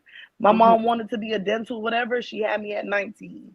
My dad didn't do what he was supposed to do. She did find a man. And like my mom said, I didn't get to do what I wanted to do. So that's why she felt the way about me getting pregnant. But baby, I'm not you, because you allow children to stop whatever growth you had going on. So it sounds like, also, and I'm not my parents didn't go to therapy. They didn't do the inner work. I'm not afraid, ashamed, or unhappy about saying I did the work, and because I did the work, I am not staying. I am moving the fuck up. And if that means making everyone else unhappy about my choices, if this smile is turned from upside down, that's all that matters. You know, I want to share with you, because it sounds like what a lot of us do sometimes when we don't want to be like our parents, we go far left to the extreme to our own detriment. And sometimes we operate out of fear. I took this 3-day developmental course. It's called Landmark. Anybody listening, it changed my life. I love Landmark. And what I've learned is through trauma, we can't divide what happened to the story we created. So I'll share me personally. I have a hard time bonding with women. Reason being, when my parents got divorced, I woke up and my mother was gone. I didn't get no explanation. I was 11 years old. I didn't get no explanation. I just woke up and it was just me and my dad. And because of that, they had a divorce. But the story I created in my head when I woke up when my mother was gone is women can't be trusted. And so I lived my life based on whether that story was true, proven or not. I lived my life based on women can't be trusted. They're fickle, just like Andrea said about men. So that's why I was kind of wanted to give my question towards her, because she's living in a story about what she went through with her father. And it sounds like, and I'm not a psychologist, I'm just saying as a woman, as a 39-year-old woman who has done the work, who has gone to self-development classes, who's in therapy, who has a spiritual advisor, that we live a lot of our lives based on the story we created. It sounds like you want so bad not to end up like your mother and your grandmother that you're cutting off your own nose at the possibility that you can have the happiness, the man and the children, and you don't have to sacrifice anything, that you can compromise and still get the happiness you want. And that's all I wanted to say. Two things can reside in the same space. For my point, right? And I'm listening to you say, right? I'm gonna listen to you talk. And a lot of my ideas, people don't know where I get my ideas from. Logic always interrupting. You're on mute, Ricky. Oh, I was just agreeing with Shannon. I was saying that's what Logic do. So he coming, that girl cooking, and Logic want to come in. I'm out of here. You know what I'm saying? See y'all niggas in the chat. Chat niggas, call against these motherfuckers. I'm in the chat. I got the chat niggas. Hey, no, you gotta speak on that. But before we do, like I do have Andrea gonna come up real quick. Andrea, you there? What? This is the first woman on this channel ever. This first. Andrea, you there? 7 months. Okay, what's special about this? Can you hear me? Yeah, I can hear you. Hey y'all, how y'all doing? Good evening. How you doing? I'm doing okay. I heard y'all had a lot to say about what I had to say, so I just wanted to come and see, see what's going on. Heard there was a lot of talk about how do I expect to get results from the man that I'm dating, but I haven't really discussed any men that I'm dating, if I'm dating at all. So I just figured I'd come in here and just, see what's shaking. Well, All right, I got something to shake with you. I got something to shake with you. Based off your profession and what you confess to do, wouldn't you classify yourself as being fickle? I would classify myself as a person who is making a living and making ends meet and putting food on the table and keeping my lights on. Of course. What happened? Okay. Hold on. I'm just finished. So fickle by definition changes frequently, especially as regards to one loyalty, interest, and affection. Being a stripper and a sex worker, wouldn't you qualify as being fickle? I would qualify as making money. That's what that would qualify for. When you have a job and you go into work and you clock in, if it's not working out at your job, what do? You put in a 2 weeks and you leave. You change men frequently. You have no loyalty to the men. Do you understand that sex work does not mean that you have to owe loyalty to anyone, or that you're even sleeping with anyone or being intimate with anyone at all? Do you know I can just sell? Do you? Hold on. Let it go. Let it go, Rick. Do you know that people will pay just for your underwear so they can smell them? They will pay for feet pics. Do you know how much money I made on people just deciding they want to pay me to see pictures of my feet? It has nothing to do with owing my loyalty to someone. I'm providing a service. Yes, ma'am. So that proved the point. You have no loyalty. You have no loyalty. You doing it. Like I said, look, I'm with you. You can do what you want to do. I ain't trying to shame you, but I'm using your definition of fickle to show you are the one that's fickle. You change men frequently, and I ain't gonna go there. I'm gonna keep it solid. Everything you said, you present to be fickle. Go there for me, so I can go there with you. Go ahead. You mean you go there with me? Go there. You said you want to go there. Don't let me stop you. I just wanted to ask a question. I'm sticking to the definition of what you're saying right now. Oh, okay. All right, go ahead, Ricky. You say you got a question. What happened? I mean, what happened for real? Tell us a little tell us a little bit about your life and your upbringing. That's what I want to know. Well, I'm not sure. I was told that some people did recognize my name from the interview, Soft White Underbelly, where I discussed what my childhood was like, where I was raised in a single parent household by my mother. Eventually my mother began to date, and I felt that I was in a way, and she felt that I was in a way of her dating. So I had to be on my own. There was a point in time where I was living inside of my car, and I was working as an exotic dancer when I was 19 years old. I got into sex work and fetish work where men liked how my feet looked, so they decided to pay me to suck my toes. I've been in the sex work industry for a while, and the sex work industry covers a wide variety of things like sex phone operation, cam modeling, exotic dancing, fetish work. So it's a huge umbrella that covers sex work. And what I find that in my profession, obviously a lot of the men there that are my highest paying customers are all married. So for me, I'm not in any rush to get married because I'm the person that they see for the bachelor party. And guess what? They're trying to do things that they should have no business doing the day before they're marrying someone. So my thought process when it comes to men is that I feel like, yeah, you could be in a relationship with them if you want, but if you're going to be in a relationship with them, understand that they're going to do what they want to do when they want to do it. Okay, understood. So I got another question. So you damn men for paying you for doing what they pay you to do? I don't damn anybody, but I just think that it's very ironic for men who are married to be my highest paying customers because they have a wife. So it's like, I'm not damning them. They can do whatever they want to do. I just know what I see, and that makes me fearful to want to be married. Okay, great. I got one more question, if you don't mind. How do you feel about the situation between you and your mother when you had to leave, or you were supposed to leave, or however it happened? Well, my mother is currently deceased, so I don't really believe We lost you. Andrea, are you there? Can you guys hear me? Yeah, we can hear you now. So my mom is deceased. So I felt though, but I did feel though through my childhood, I felt that my mom resented me because my dad pretty much told me that once they got married, he did not want to have children. When she became pregnant with me, he asked her to have an abortion with me, and when she chose not to, he what is the word? What is the called? Divorced her. So he divorced her because she would not abort me.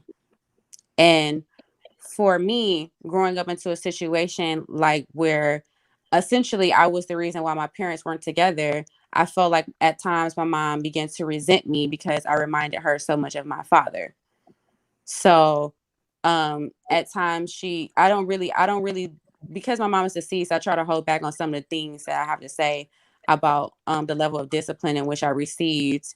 As you guys all know, I'm not sure if you guys went through getting whoopings and beatings like that and stuff like that, but I felt like sometimes some of the whoopings that I would get was because my mom resented me because I reminded her so much of my father. So like even for one example, when I was like in elementary school, and I'll never forget it, like I came to my mom to help me with my multiplication and my homework, and I got a whooping because she felt like I should have known multiplication when I was in 4th grade. She felt like I should have known it, so I got a whooping for it, you know. Okay. So I Gotcha. got whoopings a lot when I was young, and I think that's because I reminded her of my father. I got you. So can I ask you this? Do you feel, again, this is you entitled to feel however you want to feel about it, right? Do you feel that because of the situation between that happened with your mother and your father, and then getting divorced, and then your mother feeling a certain way about you, at least in your observation, right? Do you feel because of that stuff happened, it led you down the road to make choices you didn't want to make at the time, putting you here? I definitely do feel like the absence of the presence of my father put me in a certain line of work, No, like that's sex not the work. question. That's not the question I asked. I asked the situation with your mother and her putting her in a situation that you felt was desperate, lead you to where you at today, not your dad. No, I don't feel that way, but I do after doing research on research on women who are growing up without the absence of a father. I did find that they allow themselves to become sexually exploited throughout adulthood. So I do believe that's the reason why I decided I want to go a certain route in life. Understood. I guess my question is, because you mentioned that you're not in a relationship, it was after it was 2 years ago that you realized that you didn't like men. 2 years ago that you realized, and then you said all men, because Courtney was like, yo, some women are like this and some men are like this, all men. And you was like, no, all men. This is how I feel about all of them. And I think that's my biggest issue, is because even though, and as Trill explained, and I don't know if you heard it, but he'll probably explain it again, the environment that you in dictates what you see. And you're not going to really see anything outside of that environment, especially if that's all you've been in since you're 19 years old. Don't know what you went through in high school or even before that, but if you've been there since 19, and admittedly, you said you've been there a long time. And I know you see these men that come there, but you can't possibly believe that is the majority or the heavy weight of most men doing what you see that makes you hate men. You can't possibly believe that if you were to exit out of that career field and move somewhere else, that I would imagine that that you'd find a whole different set of men with a whole different set of morals, values, respect for women. Men that is not interested in getting in having a bachelor party. Don't even want to have one. It was a bachelor party, baby, for what? I don't need no bachelor party because I've been married twice, didn't have one either time. Didn't want one either time. And when I'm invited to them from my fraternity brothers, I say, I'm not. I don't really want to go there. And I don't go to strip clubs. Went to one for one time, invited was to one when I was 24, long time ago. Like this ain't. I first of all, I don't need to be here. This is some bullshit. Why is she sitting on my? She's ruining my jeans. Goddamn, I just paid a lot of money for these jeans. I never went back to a strip club Crazy, since. man. This shit crazy. Man. It's just crazy to So me. my thing is, when you say all men, this is how I feel about all men, and then you don't like men anymore, based on whatever happened in the relationship that happened 2 years ago. You gave men a shot. You gave us a shot, and whatever you went through, that right there framed the picture on how you feel about all men, plus what you deal with at your job. You do not really believe, Andrea, that all men are like that, do you? Well, first, let me clarify something. I still date men, and it's not because of my previous relationship that I dislike men. I don't want to use the term hate because I don't hate men, but I feel that I do dislike how men think. I hate that they think a certain type of way, and sometimes I feel like a lot of times they tend to lead with their sexual with just how people look. I just think that they lead with their penis. And I've always been like, I've been sexually attracted to women for some time because as discussed in my interview on Soft White Underbelly, I was molested by women growing up.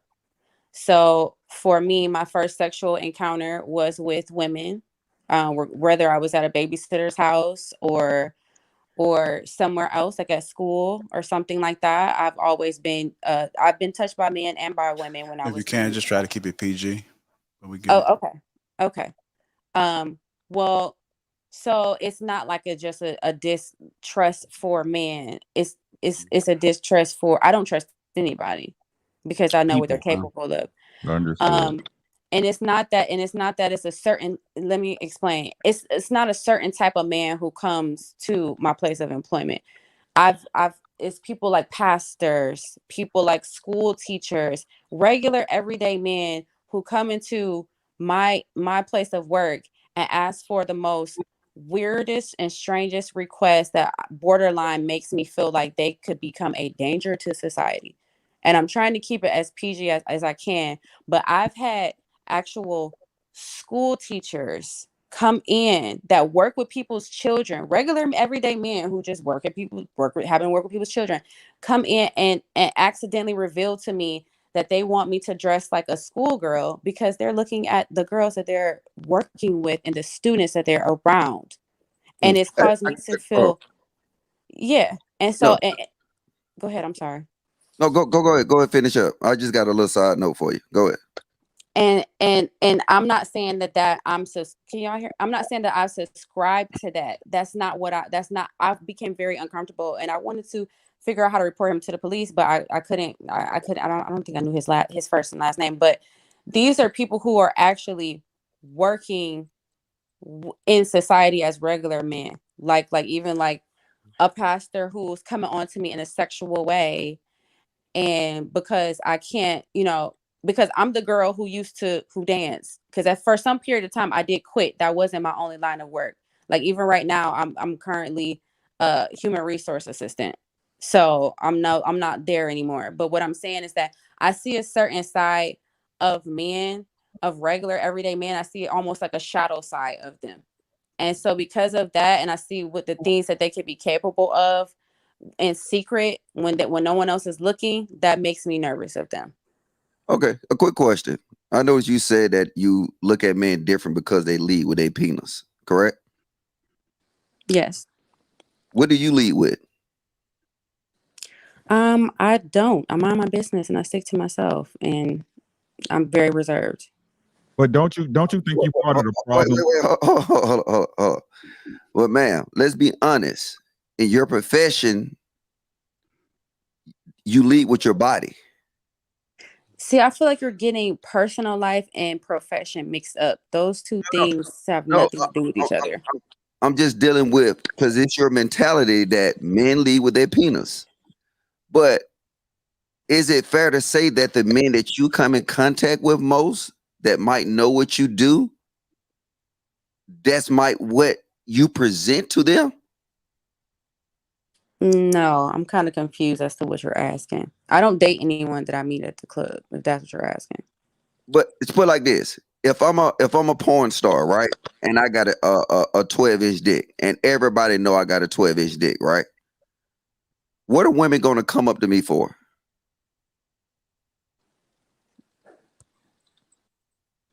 So I feel like maybe you're like assuming that people all know about my line of work, but they didn't until I came out this year with the interview that I did. But for the most part, I kept that very secret, and no one knew about it unless I revealed that to them. So the only people that I personally dated was people I grew up with in high school with, and people in my community. Oh shit! Yeah, I didn't drop her. She probably she's probably come back on.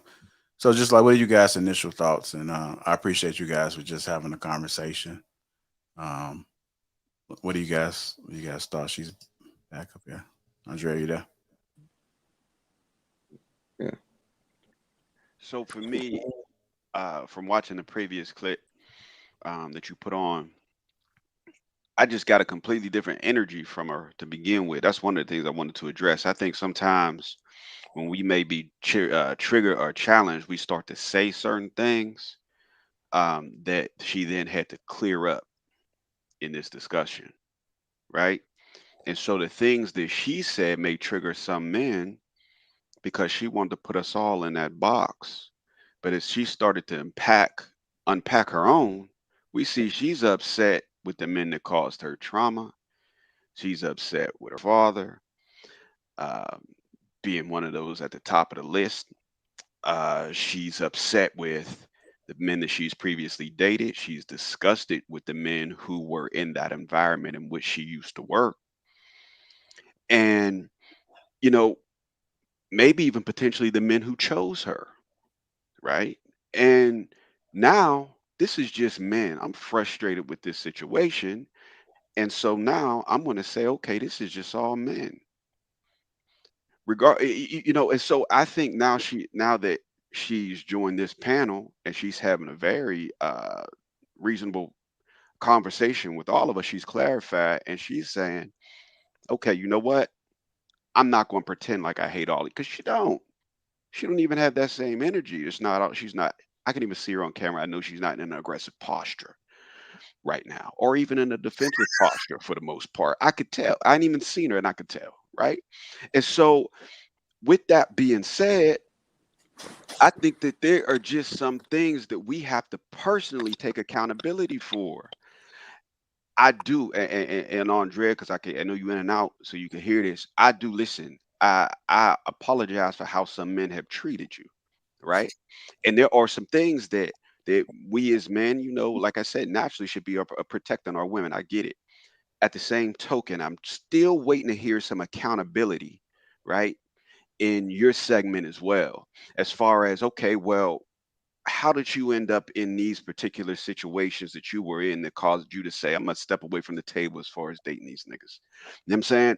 Like, maybe we're not spot on with how you were attracting them, but right? Bro, So I'm sorry, but what are you talking about? Brother, look, you cool with me though, but I got to keep it funky. Your mentality of the problem. Because see, if you look at her video, she put herself in that position because she said she wanted money. So like, look, when you're doing something, time out, brother. No. Because you gotta split up. You can't turn somebody who make choices and decisions into a victim. Hold up. Wait a second. Hold on, y'all. Let's just have a conversation. Let's have a conversation. Stop that. Wait a second. Problem, player. Okay. So I hear your point of view, right? I hear your point of view. My issue with you is, nigga, you don't get a chance to decide how people deal with their trauma. If she's been harmed, it's okay for her to express that shit. And I'm gonna point out when it's not right. I'm not just going to come down on her about what she doing wrong without addressing that too. How do you expect somebody to be able to have a dialogue with you and take what you have to say and digest that shit if you're not willing to acknowledge all of it?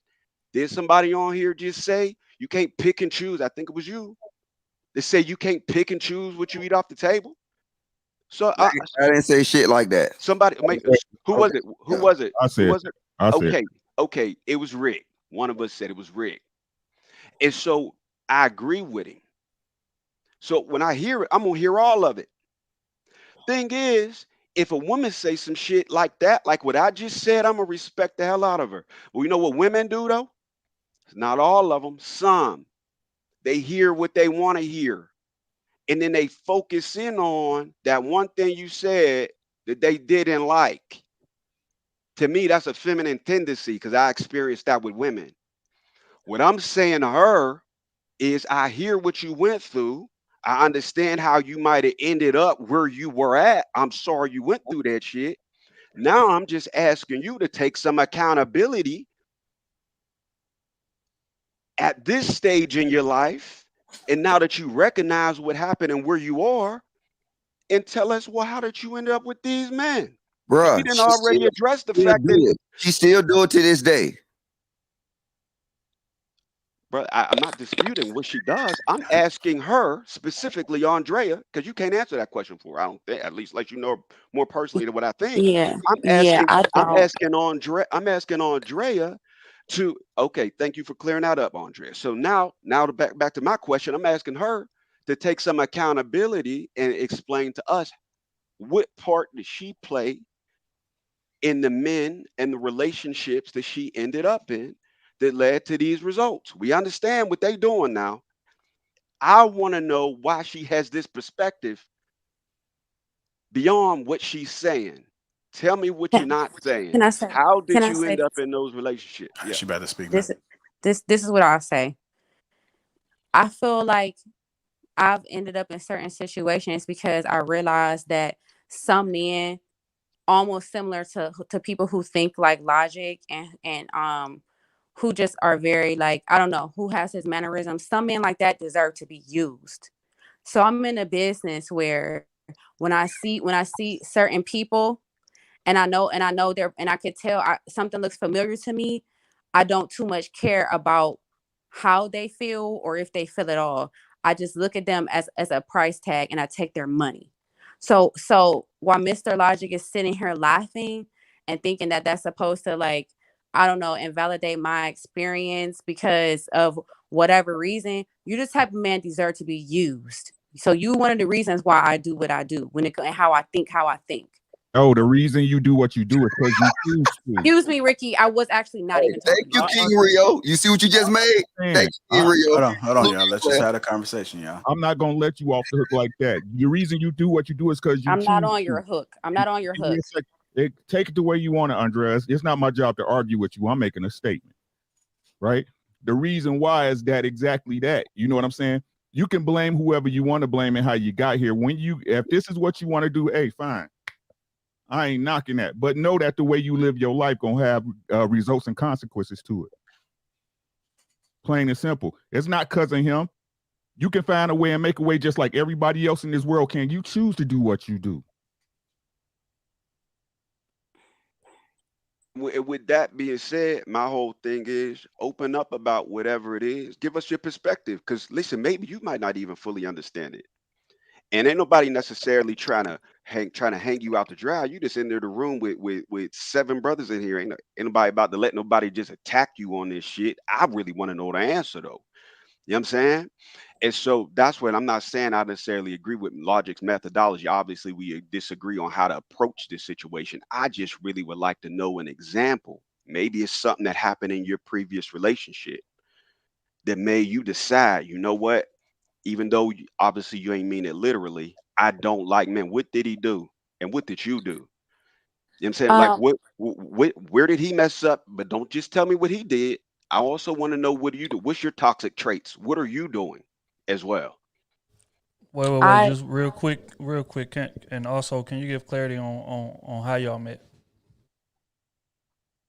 It has nothing to do with my dating life. Like, I didn't meet someone that made me decide to not like men. My first experience with any man in my life was with my father. And what I learned from him was a valuable lesson. And for me, what I learned is that you could be a man's child and he could be married to your mother, but the moment he decides he doesn't want you, he can get up and he can walk away. And that's it. So I've learned that for me, I don't feel like men are dependable. I don't feel like they can be all reliable. I just don't, because that was my first experience with the first man in my life. It has nothing to do with me, my dating life, but it just has everything to do with me seeing certain sides of my father that felt like I see in a lot of men. And I feel like sometimes men give up on family. They give up on whatever is not convenient for them at the time. If they don't want children, they leave or whatever. Like that's my experience of men, and that's what made me feel like I don't really trust men. I resent them, and I don't necessarily like them that much. I mean, they're cool if that's your MO, but I don't want to live a life where my priority is to be married to one or have children with one. I want to do something that's more fulfilling for me, because my career is not going to get up and be like, I don't want to be with you anymore and leave me and the kids. But ma'am, did you say you was dating your clients? No, that's not what I said. You, in your video on Underbelly, you said you was getting feelings for your clients, and you said you was dating them. I wasn't dating them in a serious relationship. I was dating them so that they could pay me more money and so that I can be in a... No, she's wrong. In her video, she said she was dating them, and she said the first guy she dated at the strip club, he didn't even pay her. She was getting feelings for him. I'll repeat it. You stated in your video, ma'am, unless the video was lying, you stated that you was dating your clients and you was getting feelings for them.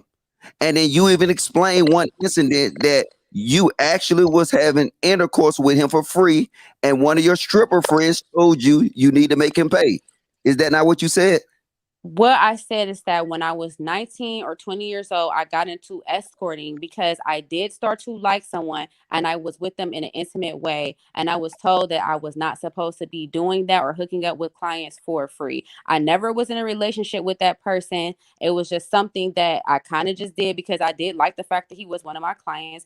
And after you spend a certain amount of time with someone, you do develop some type of feelings. But as far as a relationship is concerned, that's all I said, man. I'm That's not all I finished said. talking. I'm not finished. As far as a relationship is concerned, I've never been in a relationship with any of my clients in a serious way. I've never been in a serious romantic setting or situation with any of my clients. That was something that I did when I first started and I was 19 years old. And I'm not disagreeing when you did it. I can only go by what you say, ma'am.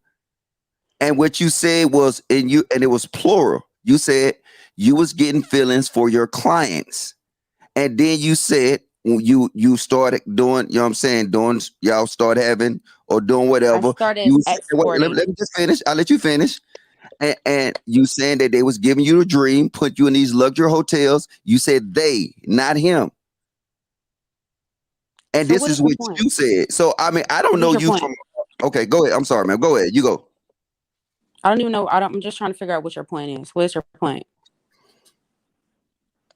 My point is every time you make a statement, ma'am, your previous comments contradicted. The ghost of P. Ray is it was happening. It was happening last night too. Yeah, but undefeated. I just wanted to throw in one thing on there, JR. And she might come back, she might not. But one of the things that she back on here. One of the things I just want to say while you on here directly, I think you answered the question that I had, and I realized, and I hope you realize that you're part of the problem. You're a lot of the problem. And not saying that you're not. I'm not saying that you can control what happened with your parents, but as a result of the trauma you experienced, you come in with a ton of baggage, and you need a therapist. It's not something that any man is going to be able to deal with in a healthy way unless they're qualified to do so. Not saying that baggage is your fault, but you come in with it, and that thing's so heavy that it's really just not going to work out unless you deal with that stuff that you got on in with yourself. You really, really have an issue due to the father that your dad caused. Ain't no man about to pay for that.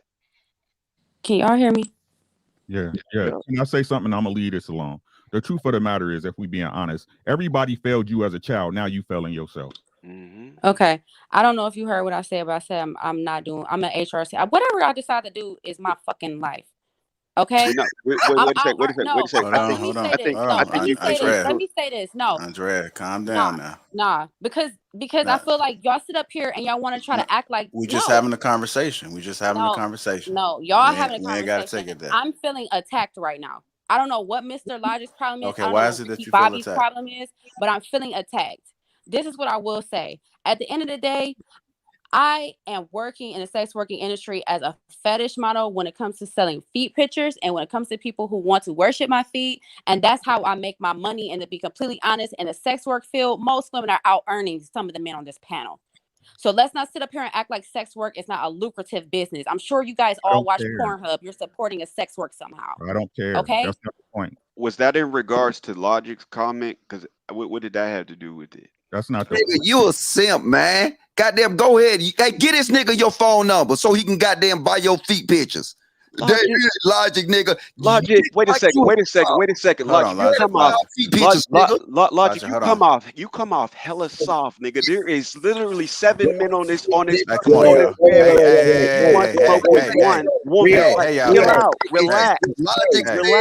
Hey, chill out, relax. Logic. We just having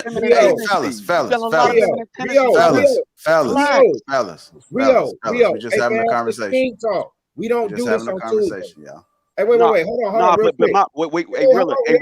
Rilla, I respect everybody to respect me. I don't know who. I don't know this nigga from a can of paint, brother. Wait, just hold on. I'm not gonna pretend like he could talk to me any kind of way. We're gonna get that. We're gonna draw that line right off top, brother. Hold on. What? Christ, man, God, dog. Like, hold on, y'all. Hold on. Chill out, y'all. Chill out. This King talk, man. We don't do this on Tuesdays, fam. Say that for another platform, another time, fam. We don't do this on Tuesdays. We do not do this on Tuesdays. We don't do this. This King talk. We don't do that on Tuesdays. All right, y'all. Let's just take a debrief, man. It's not that serious, y'all. You know, we're just having a conversation. We're trying to seek some understanding. Oh, good, G. That was the whole point of her coming up here, man. Like that's y'all. I don't know why didn't nobody see this coming. You know what I'm saying? Come on, man. That was the whole point, man. Come on, bro. I apologize, brothers. My thing is, I don't get on here to argue with men. My whole thing is just respect me and I respect you. If there's really a problem, it's offline. I'm available. You know what I'm saying? But my thing is respect me and I respect you. Up top. We're not taking it. Hey, logic. Hold on. We're not taking it there. The whole point, bro. Hold on. Listen. Like when you leave with that point, and it's just gonna just keep it in circles right now. You know, we just having a conversation. Absolutely. We on the fucking internet, scratch all that shit. We just giving our opinions about this particular situation. Let's just focus there. The only reason why I typically don't bring up women on King Talk, but I thought that you better add a little bit more context to the situation, and then we can continue having our conversation. You know, we men, like fuck all that shit, man. Like that's what we're trying to stop the youth from doing, is arguing over like some little bullshit. Got y'all arguing over her dysfunction. You know what I'm saying? Come on, man. Come on, y'all. I was trying to do. Look, I ain't even bringing this dude up. My only thing I was doing is I was asking a young lady the hard questions, right? If it wasn't for me, let's keep it funky. Y'all would have been up here getting finesse. What? You would have been getting finesse because now like I would logic. Oh, no, wait, hold on. Logic. You understand it like that. I'm just saying I had talked to her previously, so I knew more details. So all I can do is say, ma'am, that is cap. That's all I was doing. I asked her the hard questions, and then it might didn't hit right. But like I said, everything she was saying, I heard her say something that contradicted that message previously. And then now when he said, I mean, look, I ain't got no issue with you, player. But when you said, when she went off, because I asked her the hard questions, I said, you said this, ma'am, but in this video, you gave details. You said you was dating the Johns. You said you was falling in love with the Johns. You said somebody had to convince you to start charging them. So Hey, I'm logic. But you gotta understand that most of the men on the panel didn't see the video. So you gotta understand that. They didn't see the video. So when he's asking questions, I get it. But let's just have a conversation. And directly to you, Logic. I'm talking to you one on one like a man. I'm a grown man, dog. Like, I'm not about to sit and let no man overtalk me. Like, I got my line of questioning, you got your line of question. I'm not going to interfere with what you got to say. You know what I'm saying? I'm not going to interfere with what you got to say. We got a whole private chat, because honestly, if you want to know if you have an issue with something, we got a whole private chat we could talk in there. But my thing is, if I got a thought process, don't try to come in and derail it. You laughing? I'm talking to you, man. All right, come on. All right, so let's she wants to come in and say her final thoughts. Let's just keep it on the conversation moving forward. I don't think we gotta before she go ahead. I mean, bring her up, but I had just one question or two questions for her. Go ahead, though, bring her up. Okay. All right, we'll let her really ask the questions. Go ahead, really. Andrea, you there? Yeah, I'm That's a signal. Yeah, because I really wanted to know about her taking accountability. What part, you know what I'm saying, is she taking accountability for herself? And then I wanted to know if she's seeing a therapist. That's all. All right, we're going to go ahead and get your two questions in, Rilla. We get our final thoughts, and we're going to keep it moving. No, Andrea, did you hear my question? No, because my phone is. Can you guys hear me? Yeah, we can hear you, but go ahead before it cut off again. Go ahead, Rilla. Okay, I just wanted to clarify something really quick.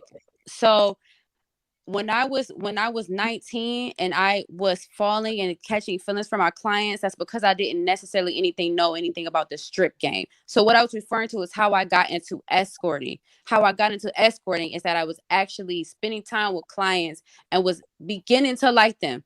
And what I learned is that that's not how you do it. And I was turned on to tricking. That's what I was talking about. Okay, Andrea, can I ask you a couple questions real quick? Yes. Before you bounce. Okay, my first question was, in your life, right, what part are you saying I take accountability and responsibility for this part of my life?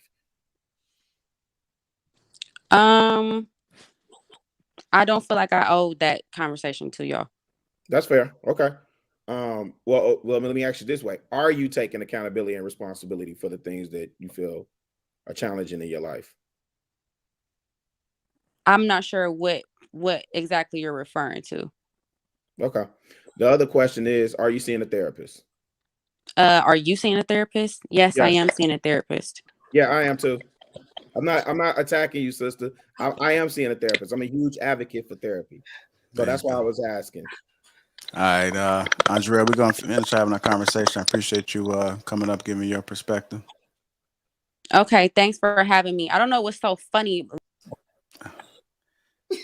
She can't even talk shit without her damn internet. No, that was me. That was me. She in the Yeah, that was me. I'm just trying to get the energy back on track. Welcome to King Talk. Make sure you guys hit the like button. Also subscribe to the channel. Gentlemen, yeah. Fellas, keep your head on a swivel out in these streets, my guys. Bro, keep your head on a swivel out in these streets, my fellas. Man, bro. Hey, man. Hey. Facts. Hey, bro. Hey, hold on, Logic. Hold on, Logic. I said, Mr. Logic was right. Hold on, Logic.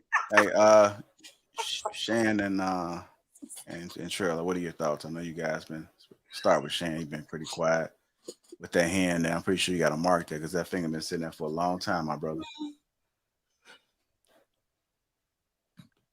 I don't have no thoughts. Okay. What about you, Trill? Look here, man. My thoughts are exactly what they was when I first said it. When I heard the clip, I hear trauma for one, and I hear environment for two. And she came up and she just eloquently laid out exactly what I stated in the form that she laid it out. She made her assessments of all men based on anecdotal information from her dad, and the dudes that frequent the place that she works. And just like I said, there are a certain type of man that frequents the place she works. So I mean, at the end of the day, like my stance is what it was, and that's why I was laughing so hard when Rilla asked her them questions, because I already knew the answers before she opened her mouth. She's not gonna take no accountability for shit that went wrong ever in life, for one. She ain't gonna And for two, she's not doing therapy because she doesn't feel like she did anything wrong, or she doesn't feel like anything is wrong with her. And I think Shan said earlier, Shan was asking it out of shock. He was like, "There's no way that you could like really believe like that all men are like that, right?" But in the whole time in my head, I'm thinking, no, she really believes that all men are like the men in her anecdotal experience. So, you know, my summation is what it was, and that's why I didn't really have much to say, because I'm not really interested in talking to a brick wall. That's not I just, you know what I'm saying? I got like better things to do with my energy. But my assessment was deadly accurate, and I just want to salute her for coming up here and confirming everything I said. Backstory. Shout out to her. For real though. Shout out to her. Shout out to her. For real. For real. Did y'all see what she put in the back chat? Look, and then all I did was watch her video and hold her accountable to the stuff she said in the video versus what she said in this live stream. And now all of a sudden, I'm the type of nigga to get my pockets took? By who? By who? You better check me out.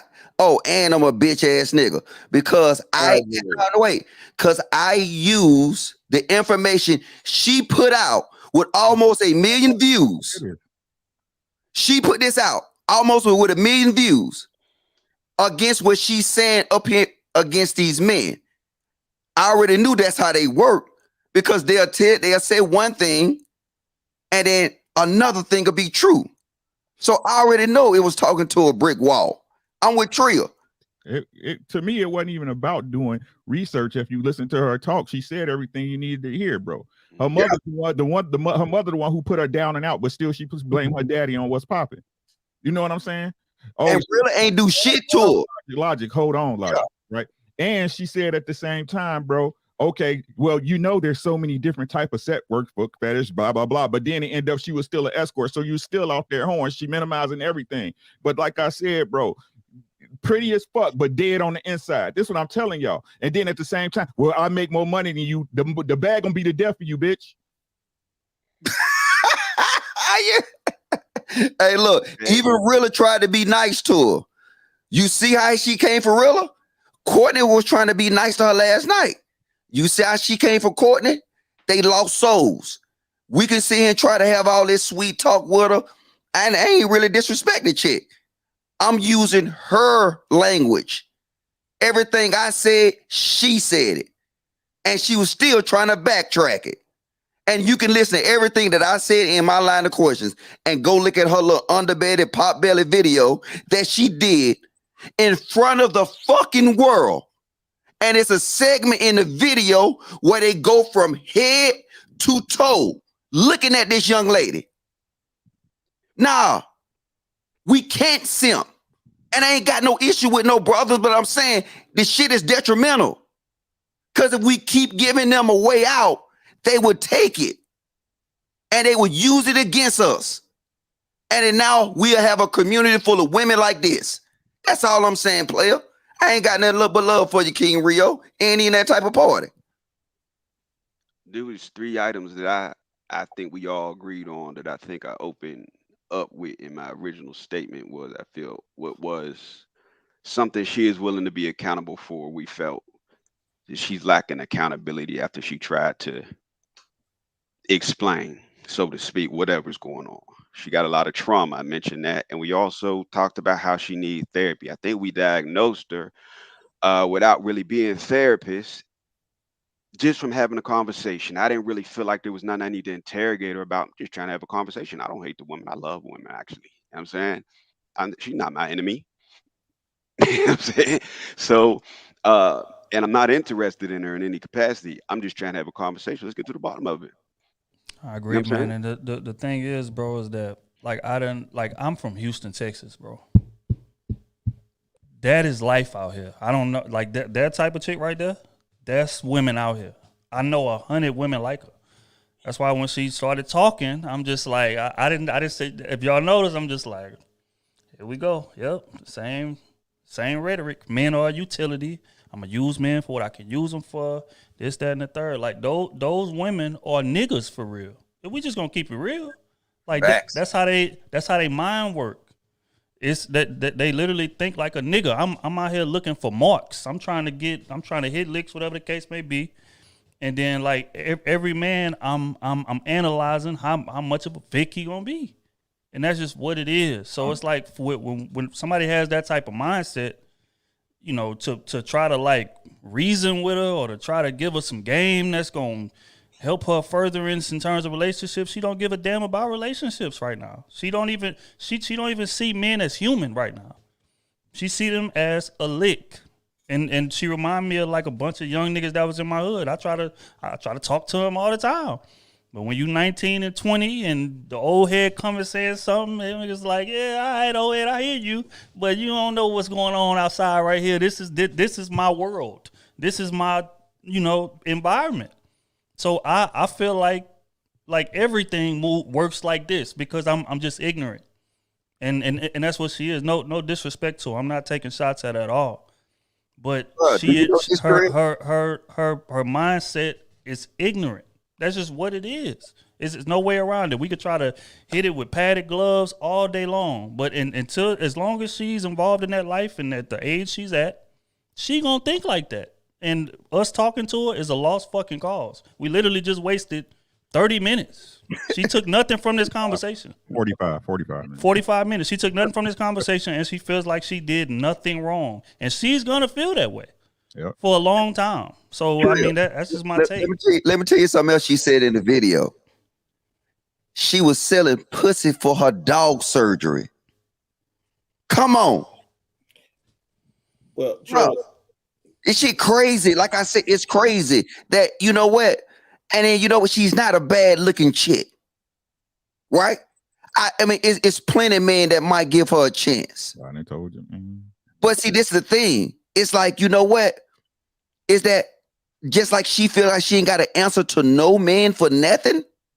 Then now her only way to actually do something besides getting off her ass and really doing something is fucking for a dog surgery. What kind of shit is that? Dog surgery don't. You know what? Hey, gentlemen, she's requesting she want to come back up and we know. We know. He said that. We know. Okay, so let me clarify something real quick because I keep on hearing, like, when I hop off, I'm hearing a lot of these, like, y'all, I feel like there's a certain men on here that's giggling and laughing and stuff like that. And I just want to say that's the reason why I look at men the way that I do, because I set up here and I can't see it. It takes a lot of courage to get up on a platform of millions of people and expose your deepest, darkest secrets and traumas and be as transparent as you can in front of a camera. That takes a lot of courage and that takes a lot of boldness, some of which I feel like some of the people on this panel do not have and never will be able to have. Okay. Second of all, the way you feel. Me saying that I've been in the escorting field and I've done sex work is me saying that for me, I decided that I want to go a different route where I took ownership of my body instead of allowing people to constantly take it from me. Because I've been raped before, I've been molested before, and I was no longer going to subscribe to allowing people to take things from me without my consent and without my permission. So I decided to make a living and make ends meet by myself. Now, you sit here and you said I didn't take accountability for my actions, but I just discussed with Chicago. I said that I don't want to discuss that on this platform because I realize this is not a safe space. I never said that I did not take accountability for anything. I said I wish to not discuss that here at this time. This is not a safe space. It's not a safe space for me on here. I just came on here to clarify the things that I heard was being said about me.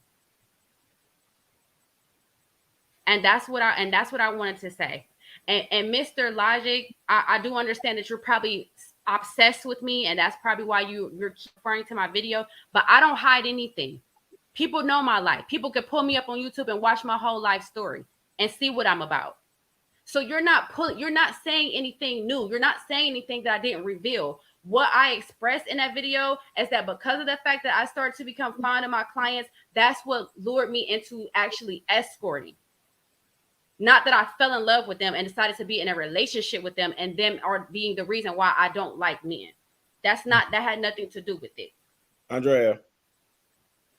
Let me just finish real quick. I'm almost done. Okay.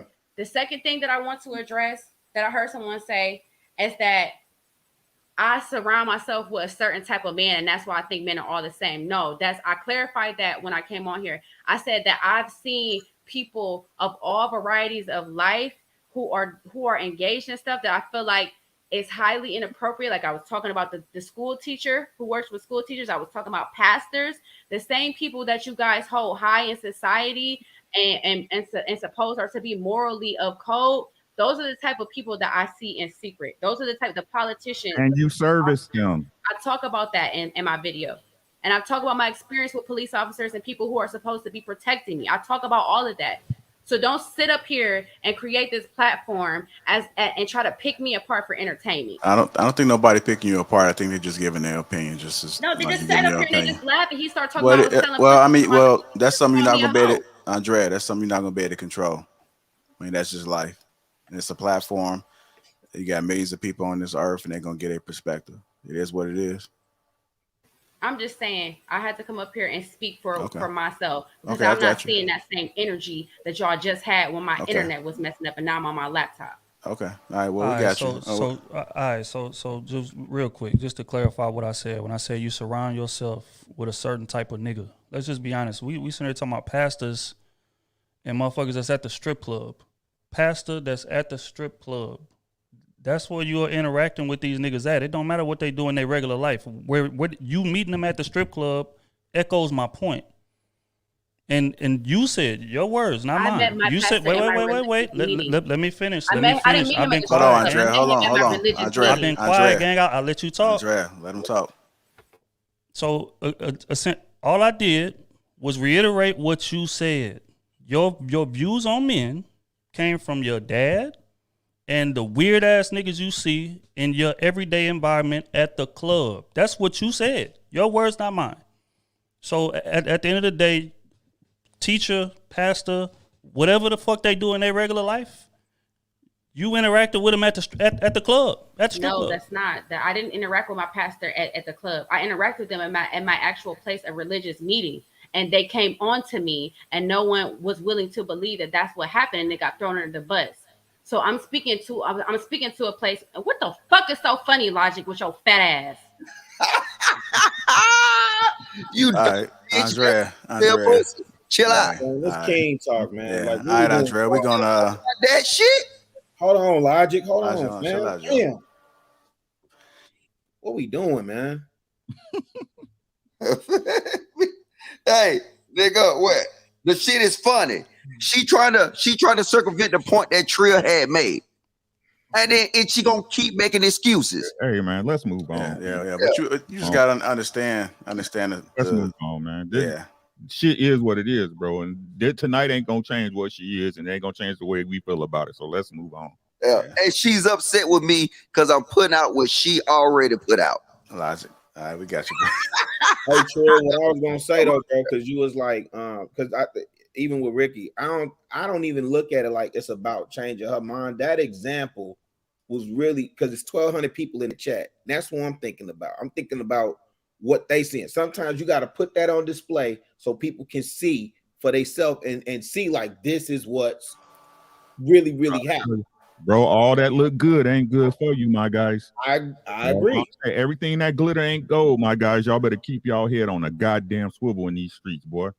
Y'all better keep y'all head on the chameleons is out here, boy. Paint flipping and everything on your ass. Transformer, Autobots, Decepticons like a bitch. Y'all better stay on y'all motherfucking toes. That's what y'all better do. Thing is, man, is that it just trips me out just how uncommon common sense is, bro. Like the answers to a lot of these problems be right in people's face. But again, if you refuse to take accountability, because just like she just said, Rilla asked me, how am I taking accountability? She said, I didn't want to answer that. That's true. Rilla came immediately after and said, okay, you know what? I respect that. But are you taking accountability? And then she started going off on bro. So again, you didn't address the fact that you're taking accountability or not. And that's all dudes up here saying. And just like, again, she tried to poke holes in my argument, bro. No, those are your words. You met them niggas at the club, period. So when that's the case, regardless of what background or teaching or occupation they do, it's a certain type of nigga that frequents the strip club frequently. Let's call a spade here. And most men that I know don't frequent the strip club that often. They don't. They may step in there here, there, once a weekend, whatever the case may be, or if it's All-Star Week or Memorial Day, some shit like that, they may step in there and do their thing. But niggas like, most men are not in that motherfucker every week. It's a certain type of dude that's in there like that. So again, when we get to talking about environments and different shit like that, all of that plays a role. So if I'm judging all men based on what I see in that type of niche environment, that's wrong. And that's all I'm saying. It's no different than, again, me being in the streets and then judging, okay, all these niggas is conniving and or rob you and shoot at you and fight you for no reason. Like all men are like that because I'm in the streets and this is the shit that I see on a day-to-day basis. You can't take anecdotal experience and make broad generalizations off of it. And that's what she did. In terms of the trauma, I'm not gonna speak to that. That's not my business. Everybody's path is what their path is. I'm only speaking to the point of all men are fickle. All men are no, not all men. All men in that niche environment is that. You're right, 100%. But that's not all men, and that's not most men. If we're gonna keep it G. Hey, gentlemen, like real quick, I know it's getting late. Before I brought on there, I know that Tay, which is forget the real name, but everybody was calling her Tay. She mentioned about putting her happiness before everything. I did want to get you guys thoughts about it real quick, and then we'll just move on. We got like one more video to bring up, and then we'll go ahead and end it. So about another 15 minutes. In my opinion, in my opinion on that, as she focused on the wrong thing because happiness is fleeting. Somebody said that last night, Ricky. It's an emotion. It changed from day to day. If you sitting up there worrying about you happy all the time, all you do is you care about you. You don't care about nobody else. As long as everybody putting their energy in you and you can feel a certain way. Nah, bro, life don't work like that. It's crazy though, because like one of the things Rick said earlier, it's almost like it don't even alarm you when you see it often. You know what I'm saying? Like when you see people with that kind of mindset often, you already know, like, it's just like as soon as you come in and you try to force, that accountability, you try to put the mirror up in front of their face, you're not really going to get far. You know what I'm saying? Let you come with some aggressive energy. Oh, man, at that point, they just going to say whatever they got to say to get you up off of. You know what I'm saying? Because really, they're not trying to hear you anyway. Now you just became somebody to argue with. You're going to waste a whole lot of breath and energy. I'm saying there's a certain way you got to approach them types if you really want to get to it. And you know how you was talking about Rick keeping your head on a swivel and all that. We would be asking a brother the same type of questions if he chose somebody like that to date and he ain't pick up on it early enough. But you asking the right type of question, brother. This was here. This was right in front of you. She was right in front of you. It ain't take us long to get to it. You know what I'm saying? Like you got to know what you looking at, ask the right questions. You get right to it. We ain't about to get her on here and then she say, oh, this ain't a safe space. So now she not even willing, really. You know what I'm saying? Like it's almost like JR basically said his respectful goodbyes at the right time. Soon as that argument kick off, it's over. You know what I'm saying? It's over. She and like somebody else has said, she left the same way she came in, same thought process, same mindset. That's it. I mean, with the Tay chick, the thing that stood out to me most was just how hard it was for her to like admit that like having a man was like part of the like goal, like something that she would actually like. It was a situation like she just didn't want to give men credit at all. Like it's cool if I have them, but I mean I ain't whatever. I ain't tripping on that. I'm focused on my happiness, my kids. Going back to logic list that you like to bring up, People can say what they want about that list, but the more women we hear talk in terms of what it is that they want and what it is that they prioritize, it's in line with that list that he puts up. Just like the old girl asked her, like, what's your dream? First thing came out of her mouth, my children. I just want to pass down wealth to my children. Nah, she didn't say her children. Children was second. Yeah. She said her happiness. Happy. Okay, yeah, right. So happiness, and then and then I want to pass down wealth to my children, and you know, I just want to just leave my. I think she even spoke about like legacy or something like that. But she said a bunch of things, and then one of them pressed. I can't remember who it was like, okay, so does like being in a relationship, happy relationship, cross your mind at all? She was like, well. I mean, if it happens, then, you know, okay. But if not, then my happiness. So it's just, that's the part that stood out to me. It's like, damn, like, men hurt you that much to where it like, you don't even want to, you can't even fathom that being a part of what your dream ending is. That is crazy to me, man. Hey, this is my last thing, and I'm done with it. I don't know why I be picking this shit up. The last incident we had on Lapeef, the woman said the man was what she said, infatuated with her. Y'all heard her say that about me? I just met this chick the other day on a live stream. Now I'm infatuated with her. This is the second time it didn't happen, right? Also, you see what she put in the back chat? This is not a safe space. That's the exact same thing that other lady said when she came with all that fuck shit. Like I said, man, I apologize, but sometimes we're our worst enemies. This shit is crazy. I'm scared now. It ain't safe for me. It ain't a safe space for my black ass. So when I was listening to because I did come in on a lot of that. When I was listening to Tay talk, the thing that got me when she was talking about her happiness and all that, and then I think it was either Court or Amber that challenged that and was like, well, you know, happiness is fleeting. I wasn't tripping on her. I was tripping on the part where when Courtney was saying, you know, happiness is fleeting, Courtney got corrected. Like, oh no, you know, it's like we got this laissez-faire attitude where everybody just supposed to do whatever the hell they want to do, and ain't nobody supposed to say nothing because it's gonna hurt your feelings. Your feelings gonna be hurt. So I miss the days where, you know, you had the elders and the grandmas and the older women in the neighborhood that would tell them little fast tail, pissy tail heifers, sit down somewhere. You can't even say nothing to these females now. Like who could check? That's the part that stood out to me, JR. It's like ain't no checking going on nowhere, man. Who the hell checking black women, man? Like who can check a black woman? Like you gotta accept her as she is, whether she fat, tall, skinny, small. You know what I'm saying? If she a loudmouth, if she aggressive, you just deal with it, Bookie Boo Boo. Who gonna check me, boo? The fuck? Right?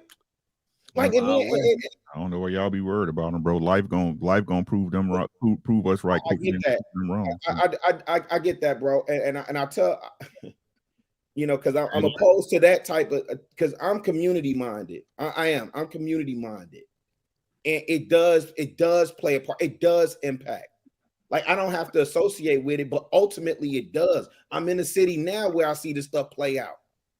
I see women. I see these young girls getting out here hitting licks with the dudes right now. Where are the women that say no? That's not what women do. Where the elders at? That's why I be concerned with some of this stuff, bro. The same way I be out here, you know, with these young bloods and trying to steer them and mentor them and guide them right. I don't see no females checking females. I see them empowering them and empowering their feelings. You know, somebody say something about a female and it's like, oh, no. She's entitled to her opinion.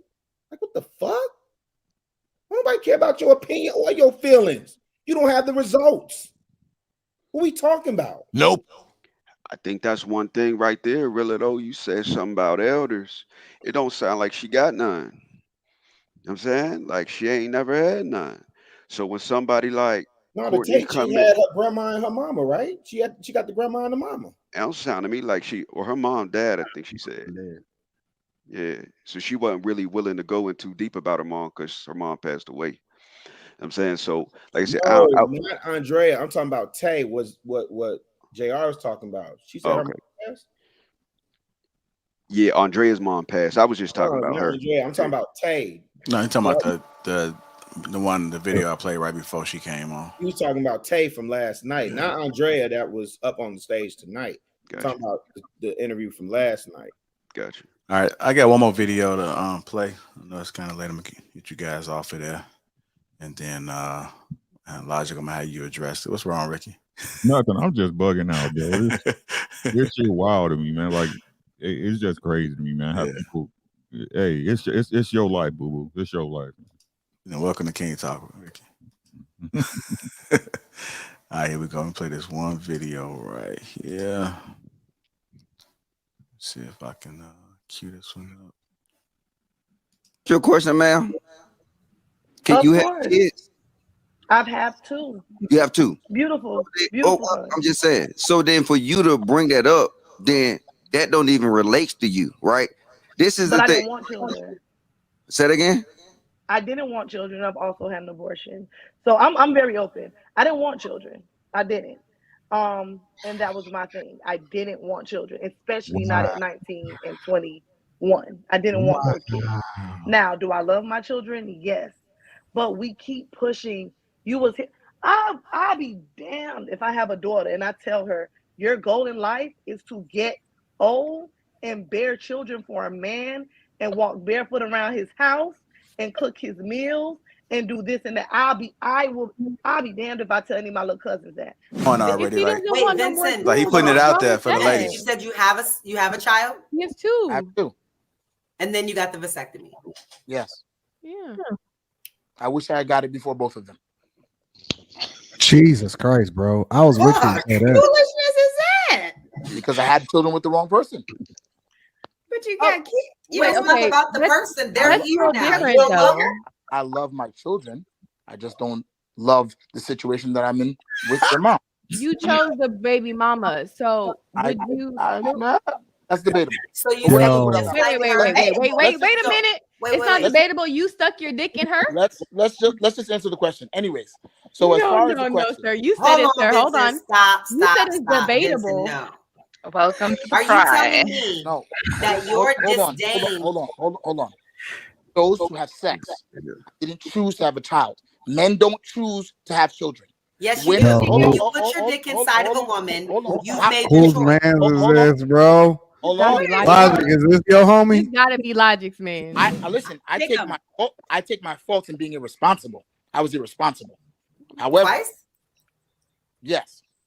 However, more than that. The pullout game didn't work, Kayla. Stop. No, y'all are having the wrong conversation. This Either man way- said, his man basically said he regret having his kids. No, I did not. No, I You did. did. I He regret. said he didn't have a choice. He said he didn't have a choice. No. He Twice? said he wish. He Stop. said he wish he would have got a vasectomy before he had the two kids. That's literally what he said. Word for word. Anton, you're not listening because one of the first things the And lady I said was listening. Hold on. One of the first things the lady said was a vasectomy is reversible. If I had got a vasectomy before I had children, I could then reverse it and choose who I want to have children with. Right or wrong? Or Sometimes. but who says, listen, who in a right mind, any man in the world says, I wish I would have got a vasectomy because the kids is already here, right? And what man in a right mind says, I wish I would have got it before I had the ones that I had? That's crazy, bro. One that has learned from seen the product of his mistake. Right. So you regret your kid. Hold on, y'all gotta I let me regret cook, please. You're not listening to what I'm saying. All right, go ahead, Logic. I know you wanted to make a comparison there. Yeah. If you just look at the two videos, two things that happened on Lapeef Network. Strangely similar situation. Both individuals had two kids. Both of them identified that they didn't want the kids because it was dealing with a person. And you saw two drastically different reactions. People would say it's a double standard, but it's not a double standard. It's a clear and defined bias. People ask me why I be getting mad at this shit all the time. Because I see the bias and I be the one that call out the bias, and I always be the one that's considered the bully. And when that shit happened last night, you can look at my face. I was in shock. I was like, wait, we just went through this not even a month ago. And then the same individual that's on that panel drilled that man. They drilled that man for at least an hour on him saying, if I can do it all over again, I would not do it with the woman. And they drilled that man. They told him dick discipline. They told him everything. And a woman said it. And a woman said she didn't want the kids. The man just said if he can do it all over again, he'll do it differently. And the dialogue with that woman lasted probably 1 minute. Nobody bat an eye. Nobody blinked. The same people. And I thought it was disturbing. It hurt my soul. I couldn't even sleep last night. It's on y'all now, fellas. What do you guys thoughts? Go ahead. Man, just going back to the homie video, the one that happened a while back, man. I thought it was just a bunch of performative shit going on that stage. We all adults and we all have common sense. Ain't no man gonna come on a public platform and say that I regret my kids. Like, come on, bro. The man said that if I could have, he essentially said, I wish I had another baby mama.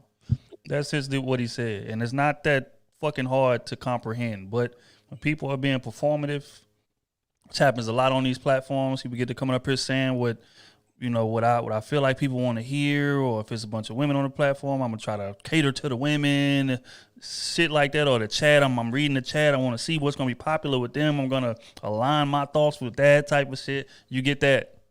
But anybody with common sense will know, dude didn't say nothing remotely. I mean, in terms of his like meaning that he regretted his kids, he did not. He regretted his baby mama. But in terms of what Logic is saying, is 1,000% true.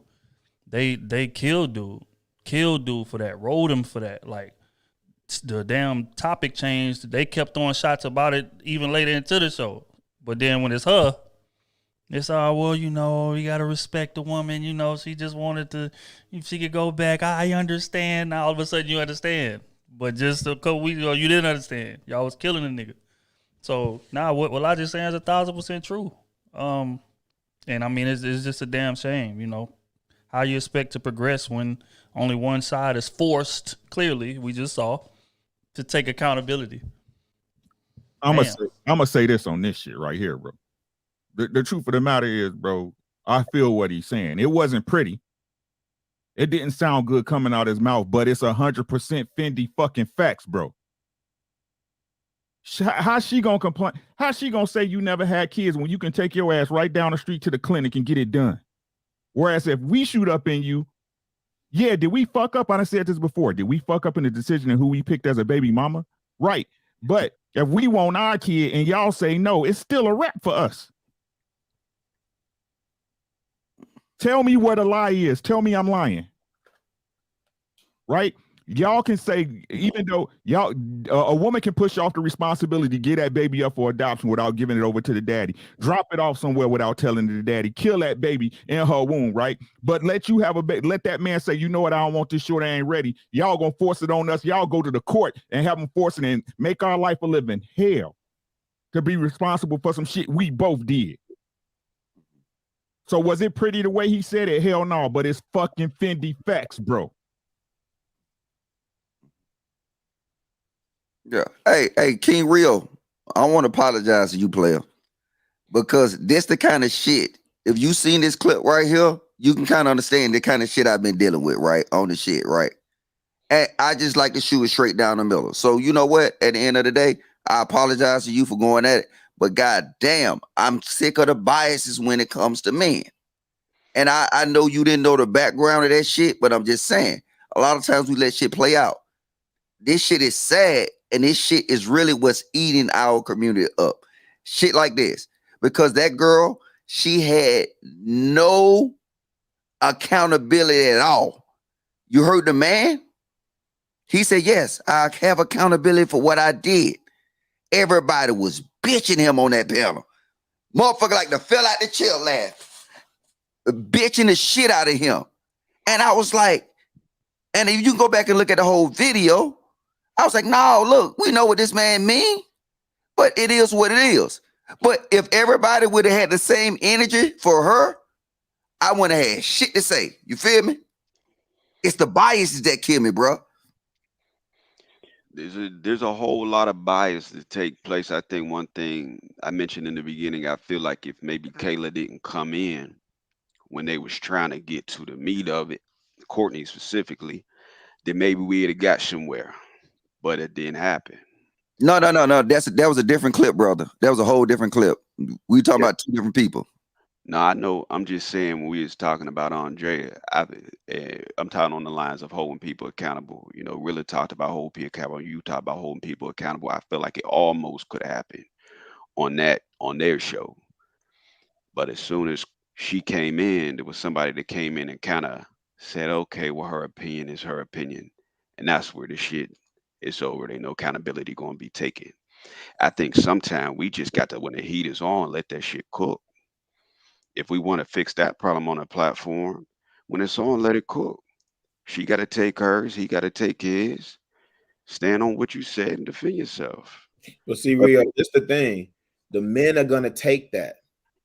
We're gonna take that amongst each other. See, even with Logic said, you know what? You know, I'm sitting here, I'm thinking about it. You know, he may be reading the chat, he may have got a text from somewhere. I don't know. But Logic said, man, you know what? I was out of pocket. I'll take accountability. I apologize. But here's where I was coming from. Right. I'm telling you, I have been in this space for a year and a half. And I see things, and I've changed my views and positions on some things. And I've grown. I continue, but I'm a lifelong student anyway, so I'm always grow. I don't know why people be surprised. Like, I see your maturity and growth. Nigga, I'm supposed to grow. I'm not supposed to be the same person I was last year. I'm supposed to grow, right? But what's frustrating for me is it's like almost like scales are coming out. You know when it started, JR? When I went to Miami and I texted you and I said, man, I can't believe how many bonnets and furry slippers and booty shorts I'm seeing in the airport. I didn't believe it existed like that. And I text JR and was like, yo, I can't believe this shit, bro. Right? So scales are coming off my eyes now, right? And here's the challenge, Rio. I'm sitting up here like, okay, I see it. Yeah. And I'm sitting up here waiting for women to say, you know, I see it too. Let's call it out. Ladies, if you in public, that's not like if as men we can say, you know, and God bless the brother, but you know, if Kevin Samuels can say suit Saturdays, right? Men, you got to be concerned about your image. Men, you got to pay attention to this, that, and the third, whoop-de-whoop, and elevate the conversation to where now men, you see a lot more men up wearing suits, paying attention to their image. I just cannot fathom and understand why women can't call out simple bullshit that they know is bullshit and they see it. That's frustrating to no end, bro. Yeah, when they talked about that man the same day, I don't know, maybe next day, I don't even think it had been 24 hours after he passed away. Vivica come on there talking what she was talking about, and ain't nobody on that panel said nothing. Man, but I'm saying even with bringing it back to what Logic is saying, how they cooked, I can't even remember the brother's name now. They cooked him, roasted him to infinity. But the sister Tay said, you know, I ain't want my kids. Man, ain't nobody bad at it. They just kept the conversation moving. Like, what in the entire, yo, you had all this smoke for the brother that said, yo, if I could have, because I understood exactly what he was saying. I even came on the show and I said, man, if you haven't dealt with a bitter baby mama, if you haven't dealt with procreate, and I get it, we gotta, no, that's me. I made that seed, right? So I own that. But if you ain't experienced that, especially if you ain't experienced this court system, you ain't understand shit he was saying. We the lowest in the pecking order, though. That's the thing. If somebody got to take accountability into what they do to us, then hell, we just gonna be waiting. You wanna know where a lot of people got triggered? They started to feel for what his kids might have thought if they had watched that interview, and so they wanted to go in and attack. I'm saying they went, and that's really what it was. After it got cleared up, it was still no coming back. They already had their claws in. You know what But I'm then saying? why did they have that same energy? If what you said, Because she's addressing men, and men are lowest on the pecking order. that's why when I first put up that woman tier list and I put the men at the bottom, yeah, everybody was triggered. And then now as time go along, new guests come up, people get out of their shell. You will see that tier list. I'm finna put that tier list on a goddamn t-shirt. Yeah. Because it stands true and they prove it. And Bring I'm that to the A logic at the bottom, but it's saying is we're men. And if we feed into that same energy, we empower the females to do it. Ain't no disrespect to nobody, but I mean, hey, I be off my square sometime and I just be getting emotional because I see it and I said, we got to stop simping. I don't mean no harm to nobody. We have to stop because if we don't, we put the battery in their back. And that's why they do it all the time. And it's not that you're wrong. It's not that you're wrong. It's just I think part of the reason why the methodology is different is just because, for instance, I don't know, and it made a change, but you mentioned, I think on a show previously that you were a single man. And I respect you if you don't take no bullshit from females. I respect that. I salute you. Right. I think there's just certain ways certain men have learned to talk to women to try to get them to take accountability. Because you already know when that argument about to come and we ain't gonna get nowhere. Yeah, but you know what, sir? I'm asking you this question. Yeah. Has that technique been working for us for the last 20 years? It depends on how good you is at it. We get practice. We get practice. Look, I know you damn Floyd Mayweather goddamn trainer, boy. Quick as fuck. I don't want no smoke with you. You too quick on your toes. Because, hey, boy, you threw that excuse out there so bad. Boy, you know what? Salute to you, though. I'm done.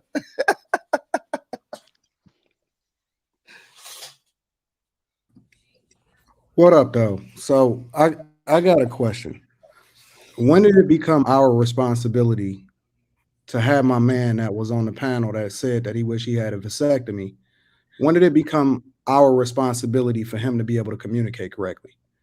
Just because you was able to translate what he said because you more or less related to him logic did not mean that he communicated that correctly. And if you played the clip out all the way, right? Because we just give him the benefit of the doubt because I don't know him. I ain't never met him before. I ain't never kicked him with him before, none of that. But when he said, yo, I wish I would never had kids prior to having my kids because I had it with her. And then we asked him multiple times, 3 or 4 times to clear it up. And he doubled down. And then when JR started clearing it up for him and started talking to him, then he changed his stance and he moved a little bit differently because he started getting pressure. When did it become everybody else's responsibility for you to be able to communicate effectively?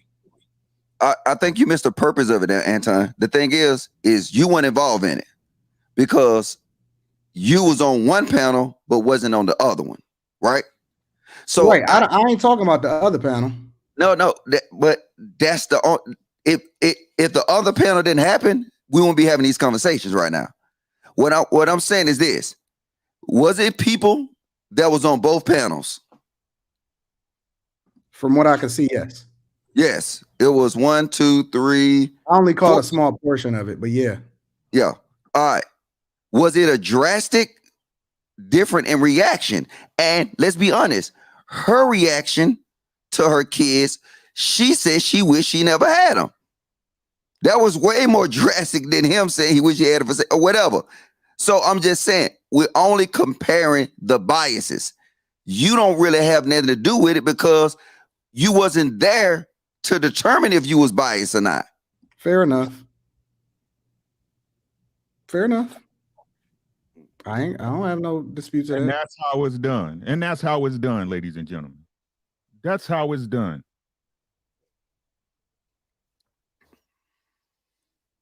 I can't dispute that at all. I agree 100% with what you're saying. Yeah. And that's all it was. It was, to me, because I see the women that was on the other panel, that was like, hell no, how can you do this? How can you do this? How can you do this? And then when the lady said, it was fucking crickets. Nobody said nothing. She made that statement and she moved on, and they pushed the conversation on somewhere else. So let me ask y'all another question then, because I'm always solutions based. And we all know largely, I just largely believe that you will never find women holding other women accountable.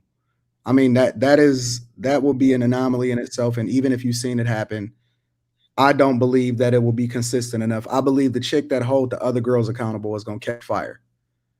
Or she's gonna be an outcast. She's gonna be treated like she'll be treated worse than a guy that held a woman accountable. So if we know this, why do we have the expectation, or why do we even compare it, understanding that that's not going to be it? Like, I don't even know why we surprised thinking that you're going to have one woman on a panel of a bunch of women with their feline cat nails out, ready to scratch her eyes out and hold her accountable and pin her to the wall and throw darts at her eyes. Why do y'all expect a woman to hold another woman accountable, especially on a panel of a bunch of women? In any conversation. You saying, why do we expect it? I don't. We just. I'm saying, why are y'all surprised? I'm not. When women don't hold women accountable. Well, I think some do. I think it's time that Courtney jump out there and she will hold women accountable. Nah, bro. Listen, I'm gonna be real with you. I've seen Courtney at work since the time that she jumped on the internet. And Courtney has literally been pinned to the top of the wall from both men and women, people that agree and disagree. The minute that she started saying anything that was in opposition to women, Courtney has been catching hell since day one. But guess what? Courtney has been catching hell. And as a matter of fact, there's been very few people to back her up. Now, me and Courtney has had a lot of disagreements, but in reality, Courtney has been catching hell since day one. Yeah, but that had to do the point. The point is that women do it. And then the thing is that we can talk all we want to. It ain't gonna matter until the actual women start taking action. So, and then the thing is, you saying, so ideally, why would you do something like this? Because you have to bring the stuff to light. If you can just tuck it up on and act like it didn't occur, or you can do the right thing and bring it to light. Which one would you do? But to fix it though, Anton, the fact of the matter is y'all need to start choosing women like Courtney and not the other chick that was just on here. Oh, no. It ain't no y'all, because Anton chose mine. I feel like mine is perfect. I'm not talking about you, Ton. You already know. We already know. But see, that's the thing. For me, that's the solution. I'm not surprised if I see a woman jump on a panel and say what she said with no opposition whatsoever. That is not like, I would be more mind blown if everybody jumped on her back and was like, girl, I can't believe you said that. I would be surprised. I'm the reverse. I'm surprised if chicks hold another chick accountable. And then I know that it's all out war on her. So now I got to get the other chick back that held the chicks accountable, like Courtney, because I know that everybody coming for her. That's just the way I see it. I don't expect, bro, I will never expect a woman, and this is just my opinion. I got my views on it. I think that, I just don't think that women are built for it. I would never expect women to solve a problem for men, ever. The only way that y'all ever gonna get results is by doing having different behavior. Not saying it is warranted, not saying that men deserve it, men get railroaded in court and all of that. But in my personal opinion, I don't think that women will ever, in any way, shape, or form, if y'all can hold them accountable, but if you waiting for them to have changed behavior in order to solve for a problem, you're gonna be dead in hell before that day ever comes. But if that's true, Anton, why even have panels then? If what you said is true, why even have a woman on the panel? If you think that they'll never hold each other accountable.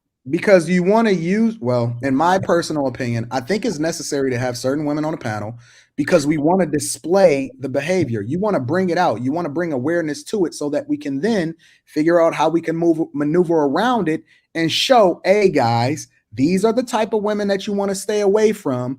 Yo, don't get caught up in a trick bag with this one. These are the type of women that's going to present themselves a certain type of way, and then they're going to finesse you on the other side. You want to have them on there because it's important for us to show what it is that we're dealing with. It doesn't mean that I expect change behavior. That's going to come from me. But Anton, that's not true, because I'm considered the villain because I'm the one that called it out. I'm the bad guy always because I'm the one that called it out. Maybe it is. Maybe what annoying. maybe what we're seeing is what it is. Maybe the ratio of women that have an accountability problem versus the ones that don't on the panel is what it is. Maybe there is only that one. Maybe the others ain't speaking up because they got an accountability problem too. I don't know. I don't know them personally, but just saying. We always talk about how women have an accountability problem, so there's not going to be a large number of women to check them to begin with. But let's be honest, you want to keep it funky, men do too. If you want me to call it out right, men do too. A lot of times when these women be displaying these type of behaviors, yeah, and then you know what? As the conversation continue, the man who called it out is the bad guy. Let's keep it funky. Bad guy to who, Logic? I know you keep saying that, but bad guy to who? if no, you saying no. It's an honest question. Logic, don't fade the black on me. It's an honest question. I got a better one for you, Logic. Because if we see they got each other back so hard, honestly, I'm looking to them for inspiration because they got each other back. We don't. We be divided. But men ain't gonna. We do not have each other back the way that the women got each other back. I'm not They gonna will ride. have each other back in wrong and wrong. I'm not We gonna will ride. war. We will go against each other. We will simp for these chicks. I don't want to say the other word. We will simp for them. I'm not talking about all of us. I'm talking about, bro. No, talk it. The way that they hold each other down versus the way that we hold each other down is completely different. I think because it's not manly. Like it's not manly. It's not manly if you see a brother not taking accountability and you going to just ride with that. Right. I'm not gonna ride for no bullshit, bro. Yeah. No. But see, we don't not. Okay, this is what I'm saying. It's not that we need to ride for it, but we don't extend grace. We don't kick it with him in the back and say, "Hey, fam, that's not a good look." Whatever. Like we don't hold each other down in any way, shape, or form. Usually when a dude do something egregious, it's fuck that nigga for life. It is. It ain't no grace and ain't no none of that. So I don't understand how y'all expect to have any change behavior when they a fucking army. For better or for worse, they're an army. We brought up hard. You know what I'm saying? And I think that's part of it. It's just like I say, if the heat is on, like for instance, okay, some of us in the military or something, if you fuck up, they screaming in your face. There ain't no let me pat your ass later. Nah, it's just like, no, I'm going to give you the energy that I feel you need in this particular situation. And I feel like if we start doing what they're doing, an effort to unify, then we become more like them, and then we become part of the problem. See, checking somebody don't mean you don't care about them. It don't even mean that you don't want to be a brother with them. No, you're my brother, so that's why I'm going to check you, because you acting soft. Take accountability for your shit, because you're not about to be around me acting like that. We're not like that. That's brotherhood. See what I'm saying? But you got to be able to take that. You can't get defensive, start crying and all. No, you got to be able to take that, because when it's your turn to check him, right, for not being accountable, and that come with everything. That come if your brother ain't taking care of his kids, ain't holding down his house, ain't, you know what I'm saying? Whatever it is, we got to make sure we maintain that stronghold. We don't change our standard for them. You know what I'm saying? So you said we should check our brothers like in the army, right? Yeah. I think that we need to extend grace. I gave that example in essence. He said we're hard on each other. And I said, okay, so if you fuck up and you got somebody screaming in your face, and Yeah. that's the way that he feel like he need to check you, Uh-huh. then it is what it is. Now, I'm not saying that you let somebody disrespect you. If you got to back them up off you, you got to back them up off you. But my point of the matter was, we don't necessarily change the standard in the way that we check each other. Just the same way the military ain't gonna change the standard the way they check one of their soldiers. Whatever it is, there's nothing wrong with being militant in that way. Oh, We I don't 100% agree with you. I 100 got that. Look, get this man a medal, man. I got medals. I'm finna give you one of my medals because that's right. But then when men do it, if we call that man emotional, if we say he have no control, right? Because I did 22 years in the military, so that's all I know how to do. Yeah. I know how to call it straight down the middle. Yeah. And then, like, if you watch me on any show, I'm fair down the line. You'll see me sometimes taking the chick side. Yeah. Sometimes you'll see me taking the dude side. I don't have no alliance. The only alliance I have with is the truth. Yeah. And if you see on both of them incidents on them videos, and I don't know if you saw the live show we did, the divide our community, right? And nobody heard the statement I said. The reason why we're so divided is we're never able to concede to the facts. But see, Logic, as good as that is, that you align with the truth, and that's the only thing you align with, and I don't disagree with you on that. I'm telling you that you are behind the 8 ball and you fighting a losing battle because they don't give a fuck about your truth. The only thing that they care about is winning. As a unit, for better or for worse, they care about winning. So while you playing straight down the middle and doing it the right way, they like, that's cool. And we rock with Logic for now because he rocking with us. But if it's between you and them, and if the subject go on a different route, just like you just shown it when you showed the 2 different clips, you going down, bro. You losing. Yes. You know what? I'm gonna take myself. And they got the tools to do it. They got the family court. They got the police. They got feminist culture. They got cancel culture. And then more importantly, they got the sister code and they coming for you. So since we on that, hold up. Since we on that, and this King talk, that individual, they accused that man of sexual assault. That's your friend. You didn't speak up on it. Wait, what happened? Your homegirl that accused that man, she used the same language that this lady used. She didn't feel safe. Who are you talking about? Logic? 60 Goddess. No, Okay, go ahead. Nobody spoke on it. Logic, I wasn't even on the panel. But Anton, you said you was gonna look at the video. I did. And I dealt with it appropriately. I just didn't deal with it publicly. I didn't feel the need to bring anybody to the front of the congregation because if I was on the panel, I would have dealt with it appropriately, but that don't mean that I didn't deal with it. But then Just to the because I world, didn't announce it to the world, don't mean that I didn't deal with it. But see, if you saying they have each other back, because when they was doing that and she was saying she felt sexual assault and all this kind of stuff like that, she had men and women cheerleading that.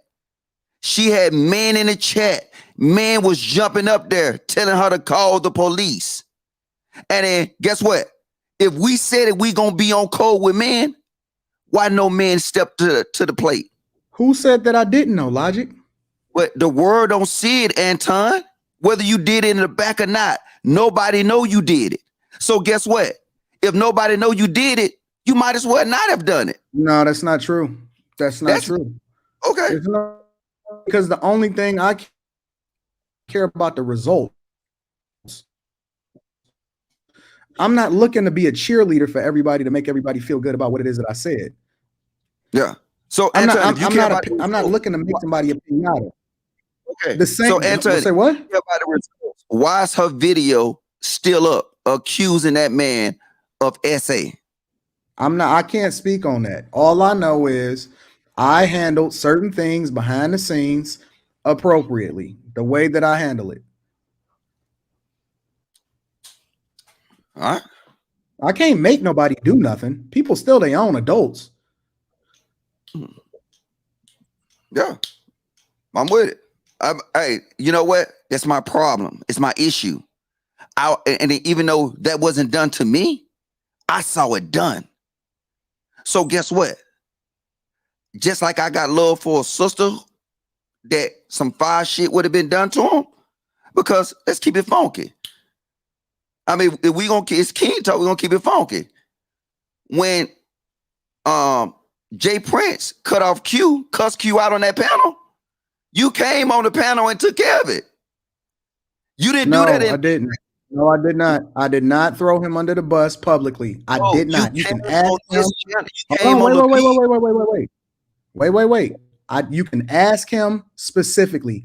I took care of it behind the scenes, and I never mentioned it again. No, you can ask. You came up on the panel. Right now, and he will tell you, I did not publicly kill the dude. Okay, but Anton, you came on the panel and told him to get off and to call you.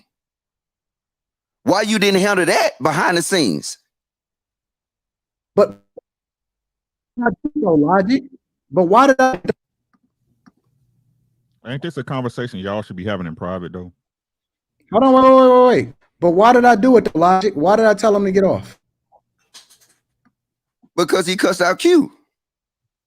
No, that's not why I told him to get off. I told him to get off because he was making himself look bad.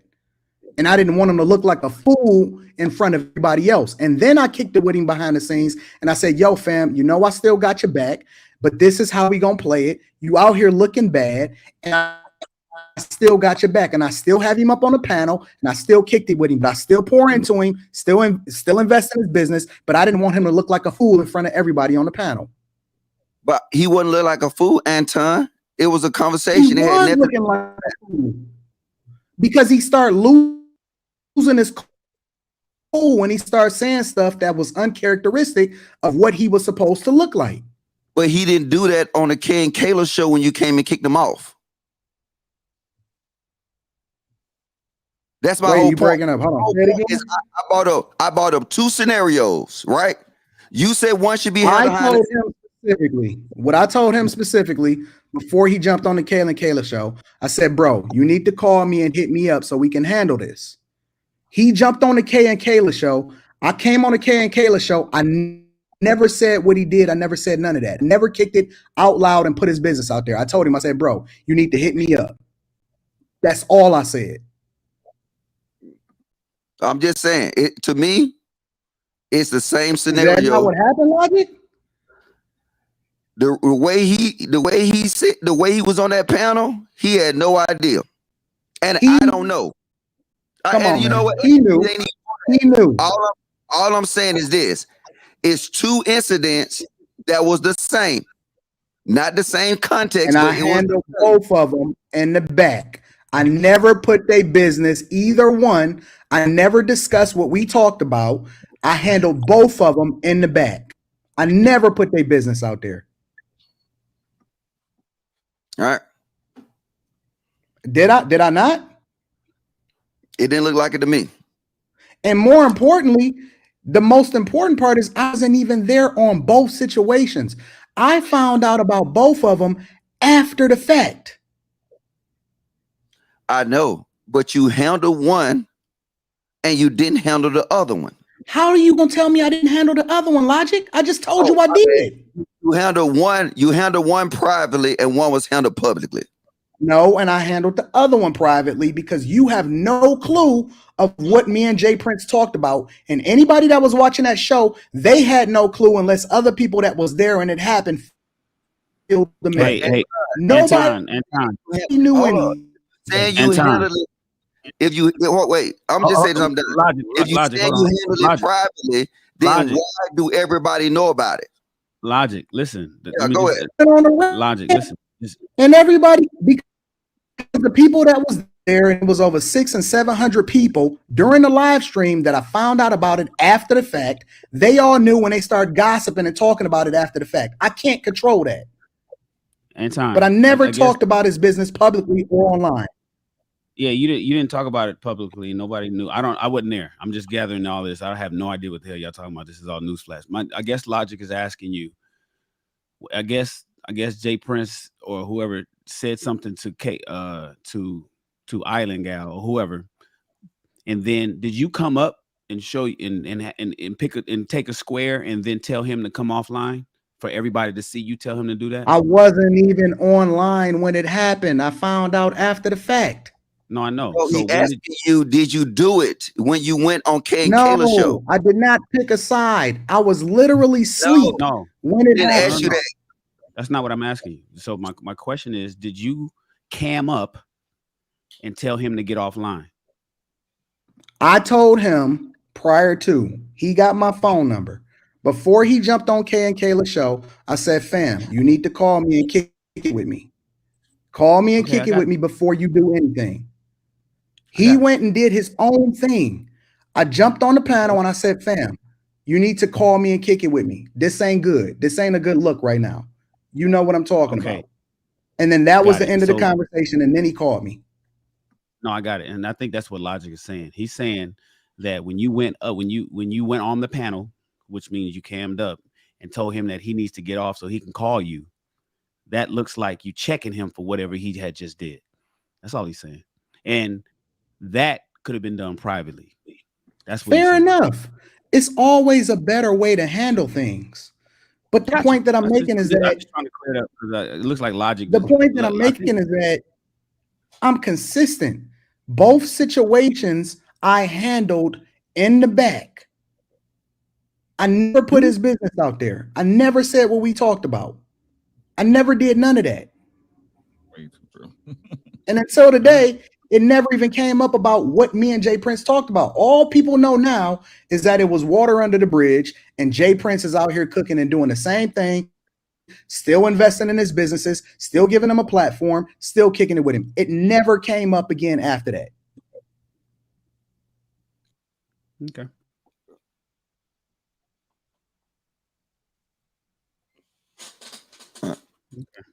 Well, my whole point is that if we're gonna say men need to stick together, and we know women is like this, then men need to stick together. So let me ask you a question: did you, Yes, sir. in order for this to be fair for you, would you want me to go on her platform and check her publicly, and then that would make y'all feel better about it? Is that the proper way to handle it? No, hold on. So I said that it's a better way that I did it. So what would you propose that I do differently with regard to her? When I looked at it, and I just, like I said, it's not what I propose you do on either side. To me, it's a bias. Just like that video just we said. I didn't have nothing with what the guy said. And to be honest with you, I didn't have nothing against what the female said. But at the end of the day, if both situations were handled differently by the same people, that were classified as being a bias. So how would you prefer that I would handle it to show that it wasn't biased, is what I'm asking. That ain't for me to decide, Anton. Like I said, But see, that's the problem, is because it's never a real conversation about how things could go differently or a solution. It's always just, let me put your feet to the fire, which I'm more than open to being checked and being accountable for whatever it is that I say. But then when you ask, okay, so what is the solution? Because if it happened again, how would you propose I handle it? And it's nothing.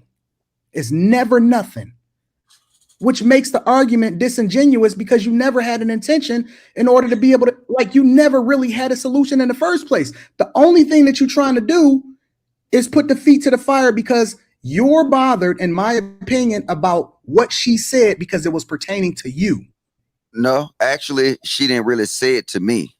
No, you were there though when it happened. Yes, and then the only reason that you even in here is because I brought it to your attention on your platform on the Fight Club, and you said you was gonna look into it, and I did. All right.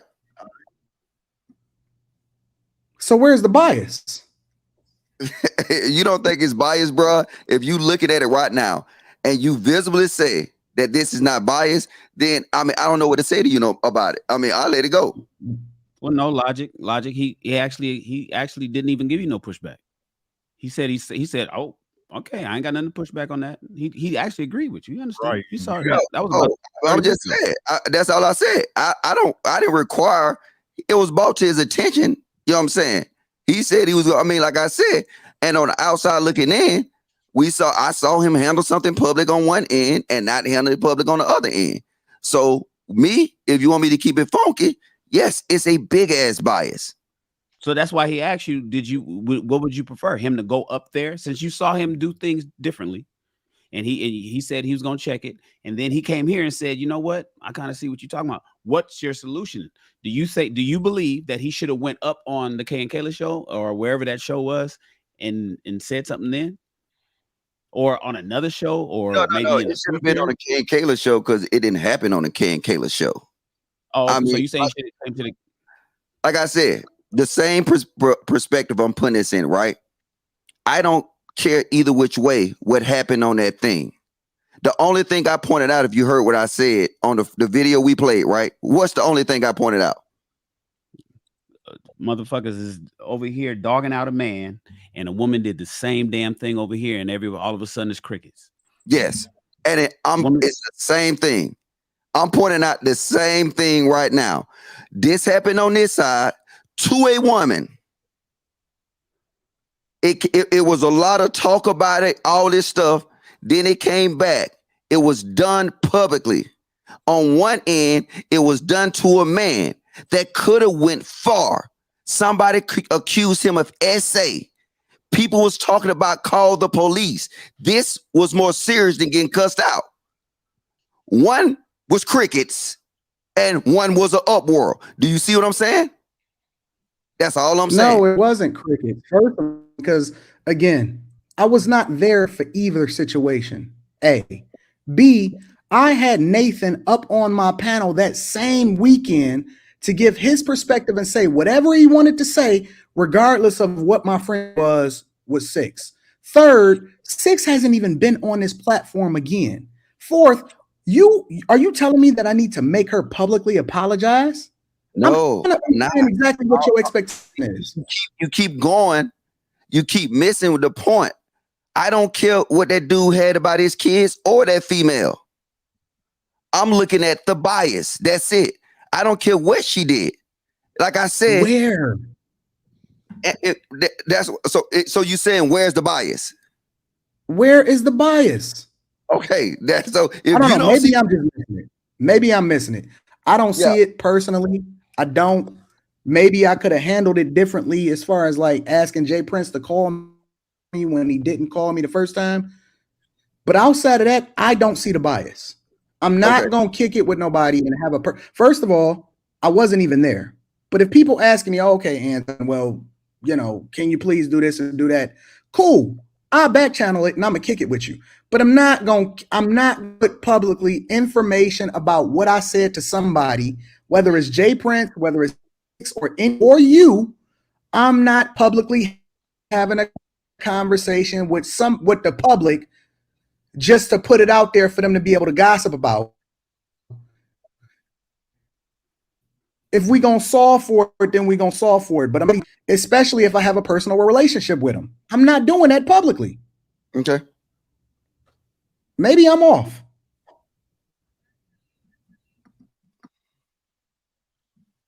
Maybe I'm off. It might be me. I don't know. But I'm gonna call it how I see it. I'm definitely off. Same place, different trains, man. That's all it is. Same place, different train. Logic pointing out the bias, bro. He really not disagreeing or trying to ask how you checked or where he checked you. He's saying the bias is the issue, and you saying that and the same thing. I look at it like this: if you can't tell him how to correct a problem, if you can't tell him how to correct the problem, then you can't complain about the way he corrects it or the way he handles it, right? Then you're not being part of the solution. So what's the solution? All right, I need to goddamn call Vincent and come up with a solution of why he wanted a vasectomy, right? I need to call that chick right now. And this really your only problem, Logic. Your point is valid, but now you're just not answering. No, I'm saying it's not my place to have a solution. All we doing on this show today is what? What was this whole clip about? Showing the bias. Well, right? The clip was about us covering it on King Talk. Then you brought it around to this. You brought it around to this. You got it. Hey, I'm sorry. I'm wrong. I know.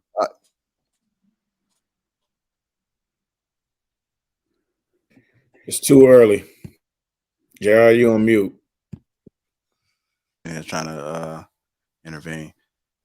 I seen you say 40 more likes. Get the likes up, family. Make sure you guys subscribe to the network. Catch us on King Talk every Tuesday at 8:30 Central Time. Appreciate you guys on the panel. Thank you guys. And, we out, man. Peace, y'all. Have a great night. All right.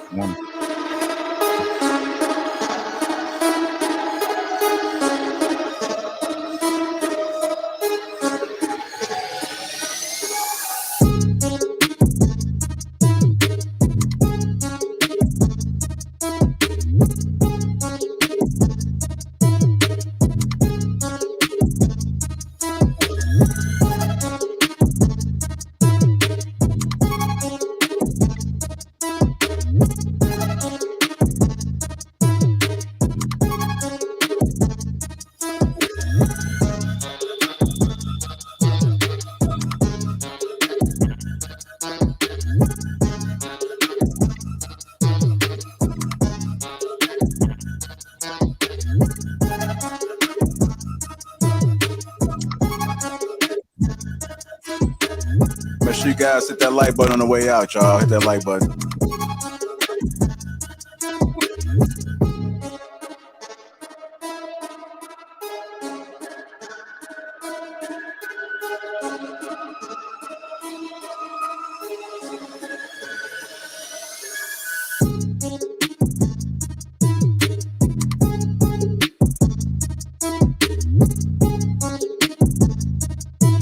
You guys hit that like button if you haven't already.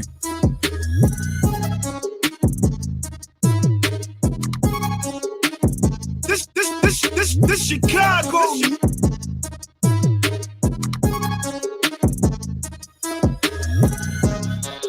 See you, Green Gang. I see you.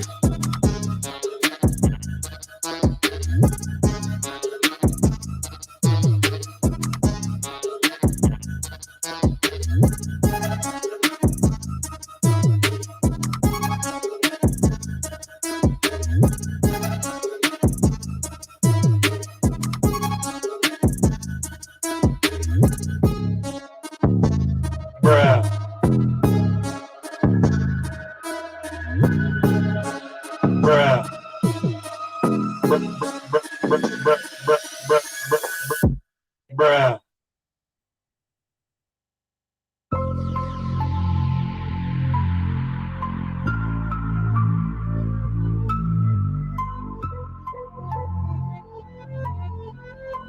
Yes, sir.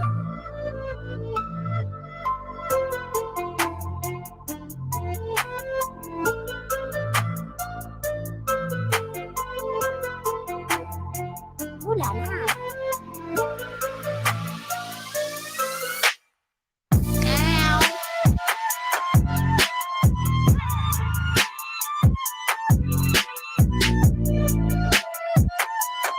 Still in here, make sure you guys hit that like button. Also subscribe to the channel. Appreciate you guys.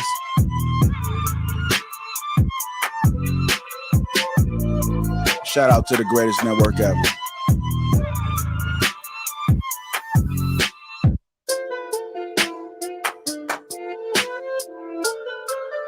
JB Broken Dusty tomorrow. Lapeef, let's talk Thursday.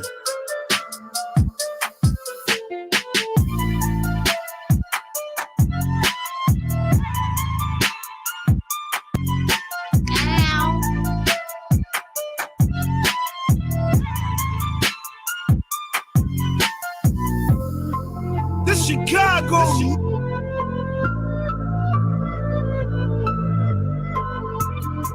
I see you, Brittany B.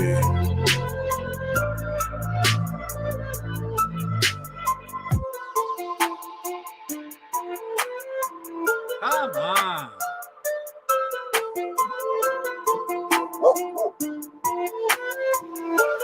This This Chicago.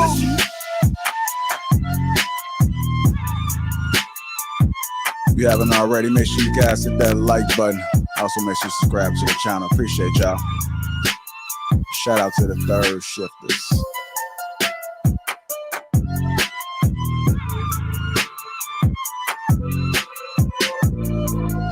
All right, y'all, we out. Make sure y'all feel the tees. Click that link. 30% off along with a free gift. We love y'all.